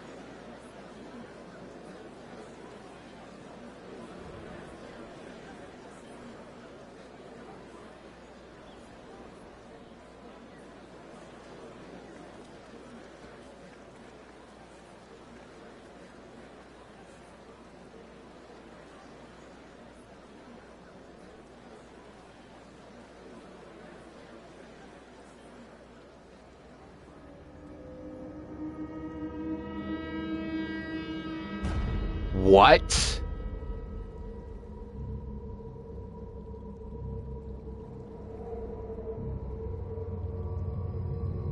But didn't he...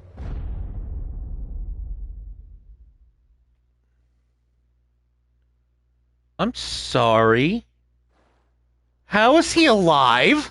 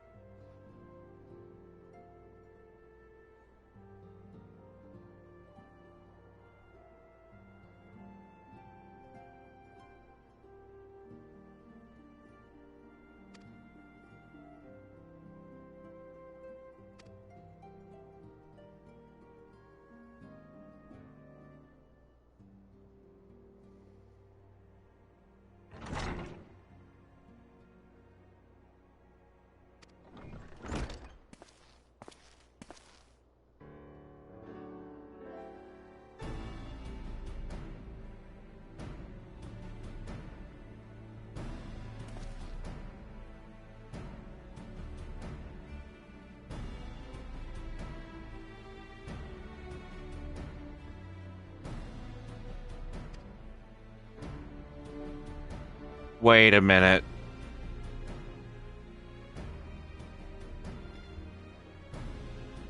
A horrible idea just crossed my mind, and I'm hoping that it's not it.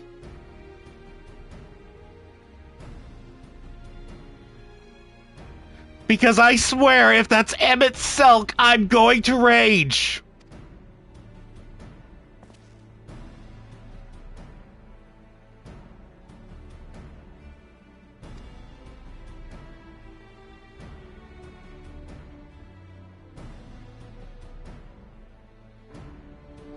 Thank you! Gods, I don't want to deal with Emmett again. He talks too much.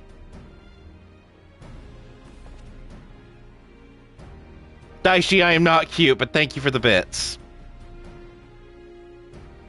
Good! Good, because I hated Emmett Selk. He talked too much. He was...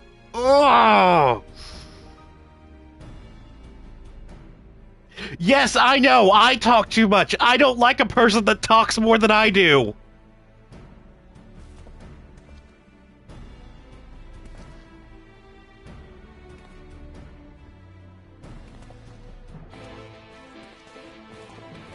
Honest, my...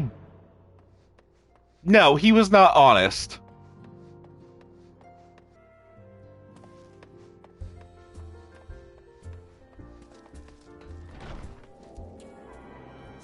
Oh, wrong button.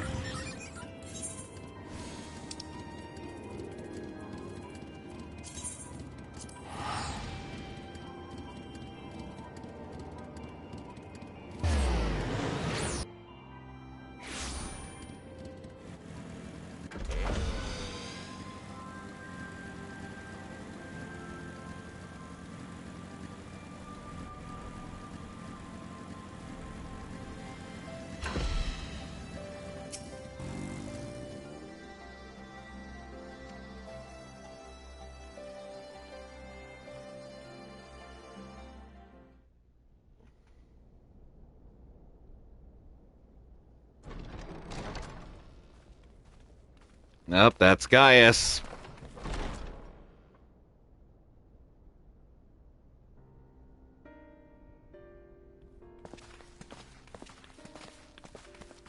They're here, Commander.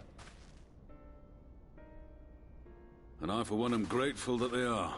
Told you've been busy since our paths last crossed at the Gimlet Dark. Not that I understand half of it. When the Scions spoke of other worlds, I'd struggled to describe what I pictured. Mayhap things would seem clearer were I to hear the tale from your own lips. But I'm afraid the situation will not afford us that luxury. I trust you two require no introduction. We meet again, hero of Eorzea.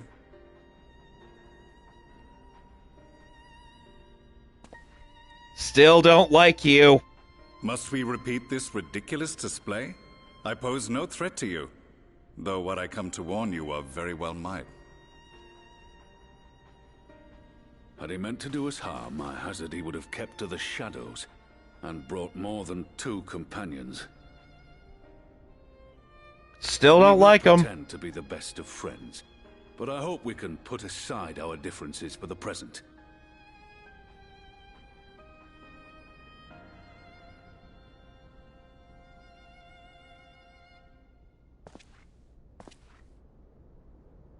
As you are doubtless aware, Sir Estinian and I cooperated to rid the world of Black Rose in your absence. Our journey together took us as far as the Imperial Palace, where we witnessed Emperor Varus meet his death at Xenos' hand. Being the sole witnesses to this crime, and in no position to defend our innocence, we were then forced to flee, each pursuing his own avenue of escape.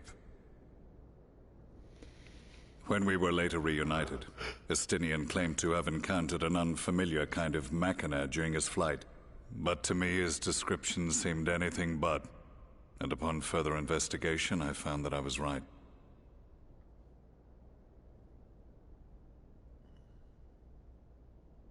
The Empire is developing a new Ultima weapon.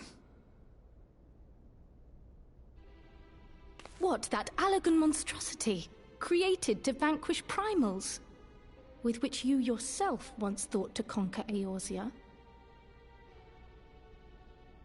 The same. In my foolishness, I sought to harness its power, and became the Ascian's pawn in so doing. But you know as well as I how that tale ended. The weapon itself, excavated from beneath this very city, was destroyed ere we could fully unravel its secrets, and that should have been the end of it. But unlikely as it sounds, the Empire's efforts to recreate it have somehow borne fruit, primarily through secret research conducted by the 7th Imperial Legion, it would seem. Wait, the 7th was all but annihilated at Cartano, along with its legatus. Indeed. Few survived. The 7th, as it is now, has little in common with the Legion led by Vandarnus, and its leadership has changed hands several times since. Precisely how this project has continued despite such turmoil, and under whose auspices, remains a mystery. What we do know, however, is that a number of prototypes have been produced, and that one of them is on its way to Eorzea.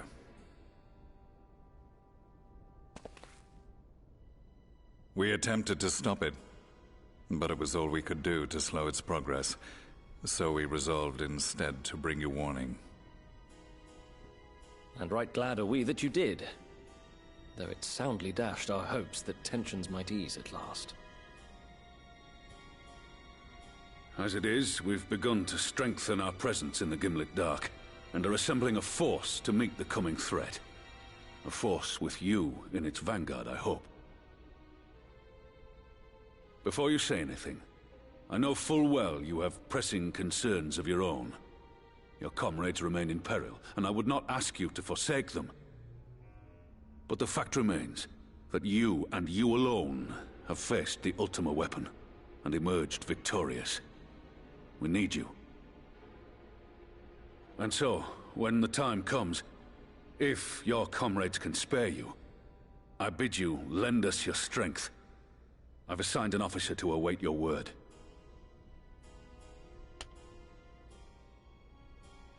The Ascian's downfall was to be the work of my remaining days, but it was my hand that kindled these flames, and I cannot allow them to spread any further. I will do what I must to see this mistake consigned to history once and for all, even if it means begging your aid. The Fates will enjoy the irony, even as I endure the ignominy.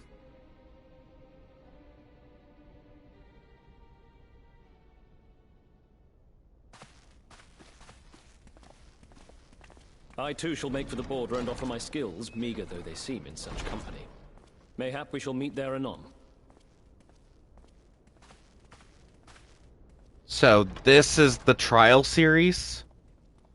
Though we can ill afford to ignore the coming of a new Ultima weapon, our friend's plight grows ever more precarious, and none save you can join them in the first. I only hope you are not forced to make a choice.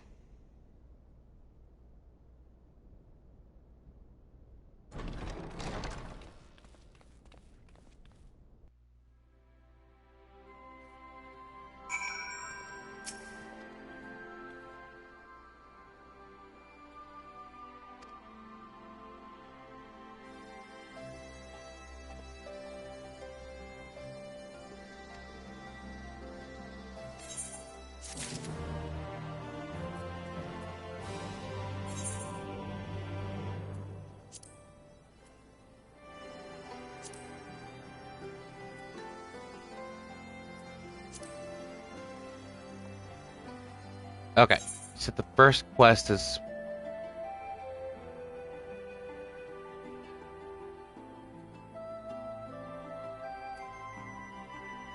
I don't see a quest marker over there.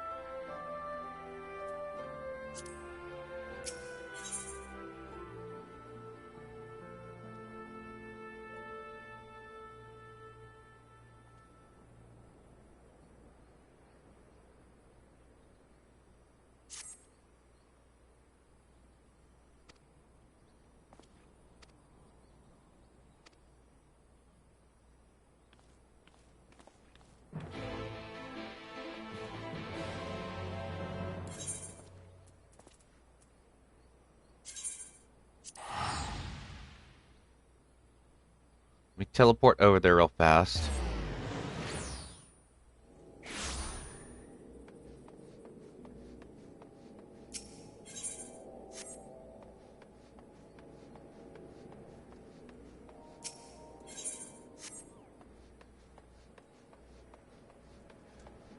Daishi? Where is it?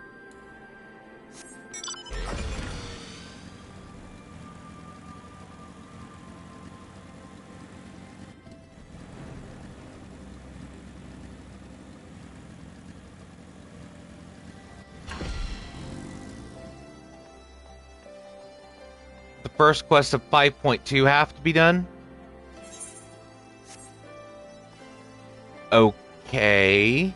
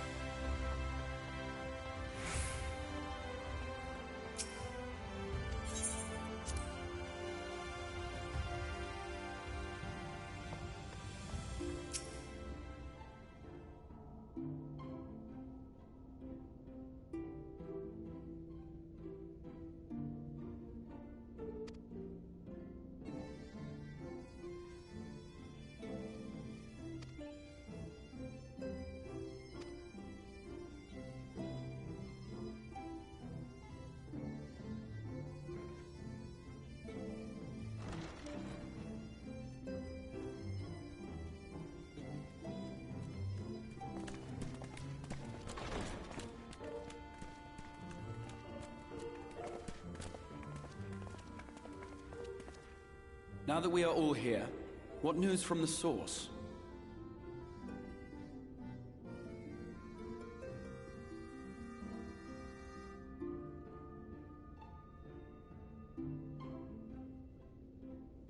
A new Ultima weapon.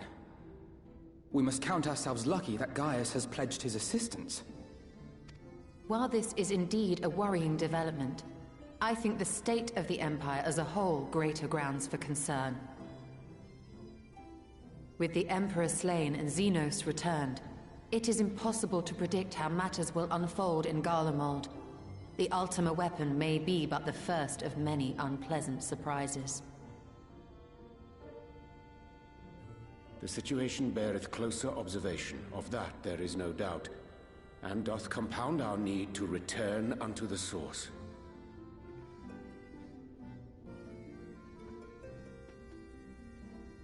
Then let us address that issue. Our long-serving its conclusion. Thanks in large part to Urianger and Beklug's invaluable insight, we have succeeded in fashioning a vessel for the journey.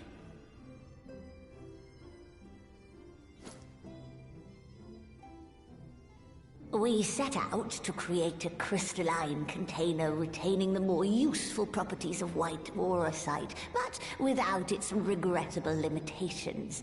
And, after a good deal of trial and error, we made one. An ark for soul and mind both, that will allow your incorporeal self in its entirety to be ferried between worlds. A spirit vessel, if you will. However...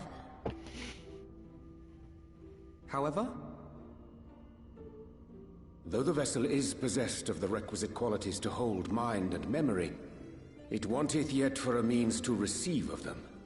For that, we must needs imbue it with the Exarch's innate gift. A gift that lives on only through the blood of the Allagan Emperors, which certainly does not flow within aurosite or any other crystal. Just so, milady. The blood serveth as a conduit of sorts. In its absence, memory cannot pass from mind unto mind, nor from flesh unto crystal. That being the case, we must either alter the process of inheritance so as to require no such thing, or determine a means by which my blood may permeate the vessel. I am hopeful that the records found within this tower will yield the knowledge we require to pursue one or the other of these avenues. As well you should be. The Allagan's body of etherological research is extraordinary. I can scarce believe it the work of ages past. But its underlying principles are not so very different from those of my own field of study. Given time, we will find the answers we seek.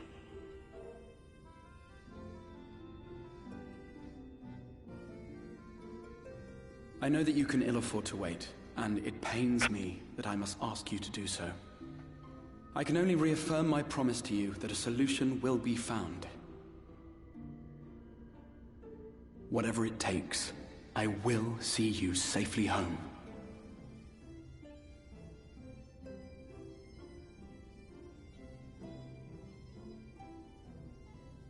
My apologies.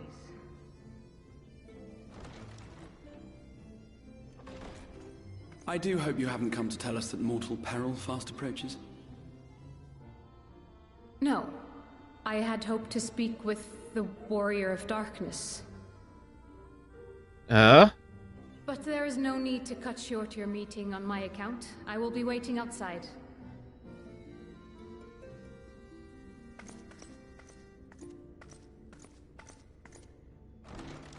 Why not speak in here? She knows I don't mind. Unless she didn't want to. Oh. Perhaps I might accompany you. Though I am woefully ill-qualified to assist in the XIV's research, I may yet be of some use to Lena.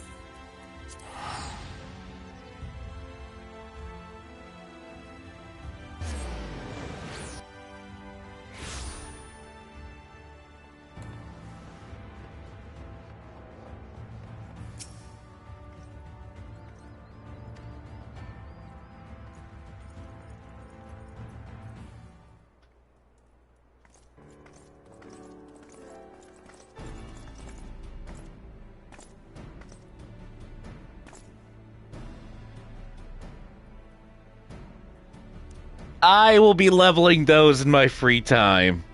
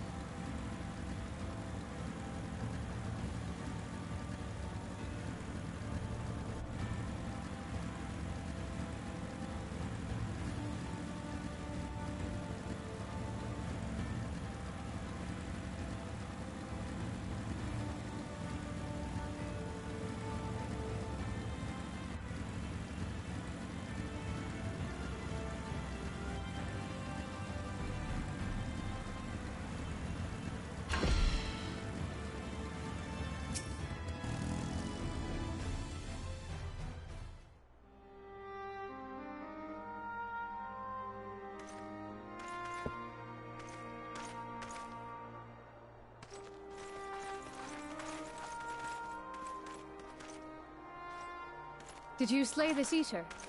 Your orders were to await the main force before engaging. No, Captain. It wasn't us, I swear it. A man came out of nowhere and cut it down before we knew what was happening. By himself? Certainly it is no light warden, but nevertheless. It's true. Felled it with a single swing of his axe, he did. I've never seen anything like it. So I says to him, "Who are you, the warrior of bleeding darkness?" And he says, "No, I'm a warrior of light." And that was it. Buggered off as quick as he came. A warrior of light? Why would someone go around calling himself that, though? It was those bastards who caused the flood. I mean, if you were going to pretend to be anyone, it'd be him, the Warrior of Darkness. Eh? Oh, I didn't know. It's an honor.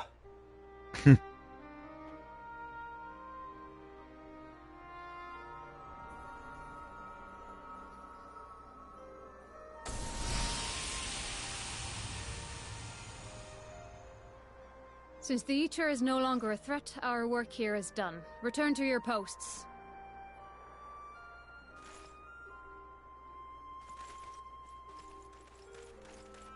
I had hoped to fight at your side today. But I'll continue to follow your example, and may we meet again.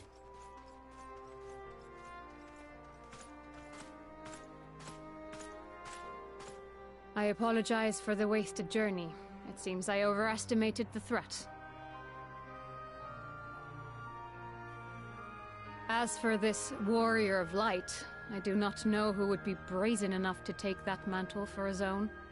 Whatever it may once have meant, it is forever tainted by the association with the Flood. The Exarch told me the truth of Ardbert and his comrades' deeds, and I am aware they played some part in your own triumph. But to most, they are synonymous with the calamity that befell this world. Still, if this man is minded to destroy Sin Eaters, I may forgive him his unfortunate choice of alias.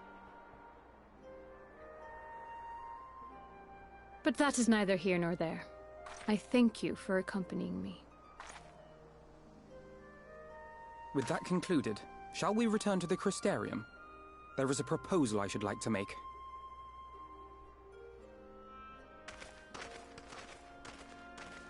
Forgive me. There is one more thing. A personal concern of mine. I had hoped you might have a moment to speak privately. Take your time. I shall go on ahead.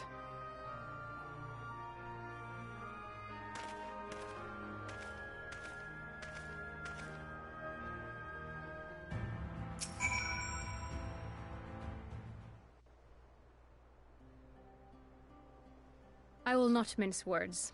This matter concerns the Exarch. Though his countenance belies his age, his demeanor never has. He has seen more than any man should and grown ever more weary with time. But I see I give the wrong impression. While it is true he attempted to open a letter with a salmon fillet the other evening, we are not here because I suspect his mind is deteriorating. Nor do I believe him to be so maddeningly unconcerned by the prospect of his own death as he once was. Indeed, the opposite is true. I will not be playing Sonic Adventure 2. I don't have it. It is for this reason that I seek your advice. Since he returned from the Tempest, the Exarch is not as he was. He seems a different man. A younger man. I know not the details of his research, but when I saw him at work recently, there was a glint in his eye that I had never seen before. He looked happy. It was as if he had peered into the future and for the first time found joy there. Though it gladdens me to see him thus, I wonder if I should not keep my distance. I fear that my presence will only anchor him to the past. Remind him of all the pain that came before.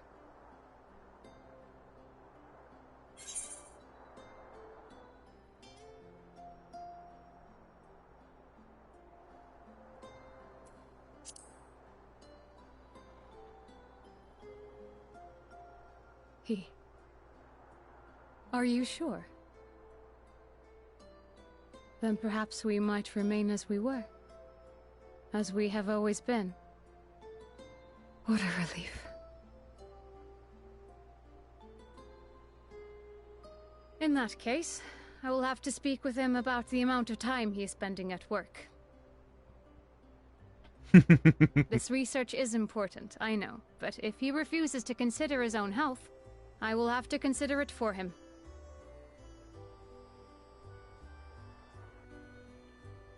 Glad someone's looking out for him.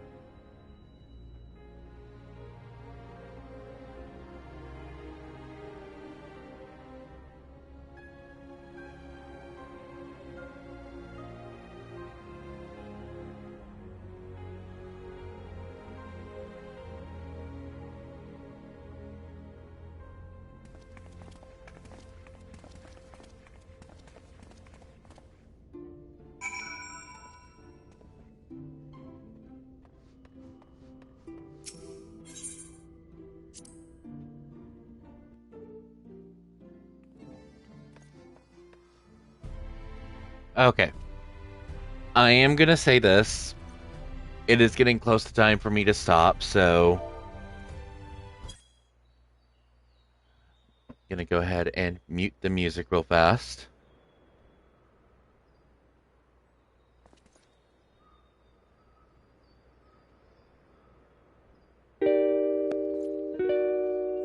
This has been a blast. This has been fun, and I'm enjoying the game immensely. Let me see if there's anything that has to be done tomorrow. Let me check. Looks like Friday, that is a no, so I will be live tomorrow if I can wake up early enough in time. I hope, hopefully I can. Depends on how late I end up working.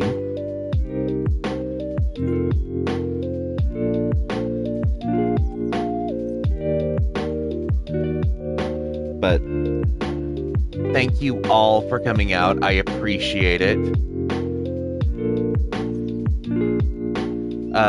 Daishi, thank you for the bits. I appreciate it. Kitty Girl, thank you for following. Stick around afterwards because we are going to be raiding out. Unlike last time, we will be raiding out this time. The music that we're listening to right now is Walking Dog. It's created by Vince Wolf. It's royalty-free music. It's basically safe to use on stream and in videos.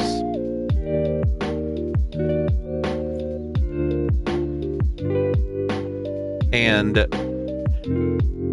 I do appreciate the people that come out to watch this. I do.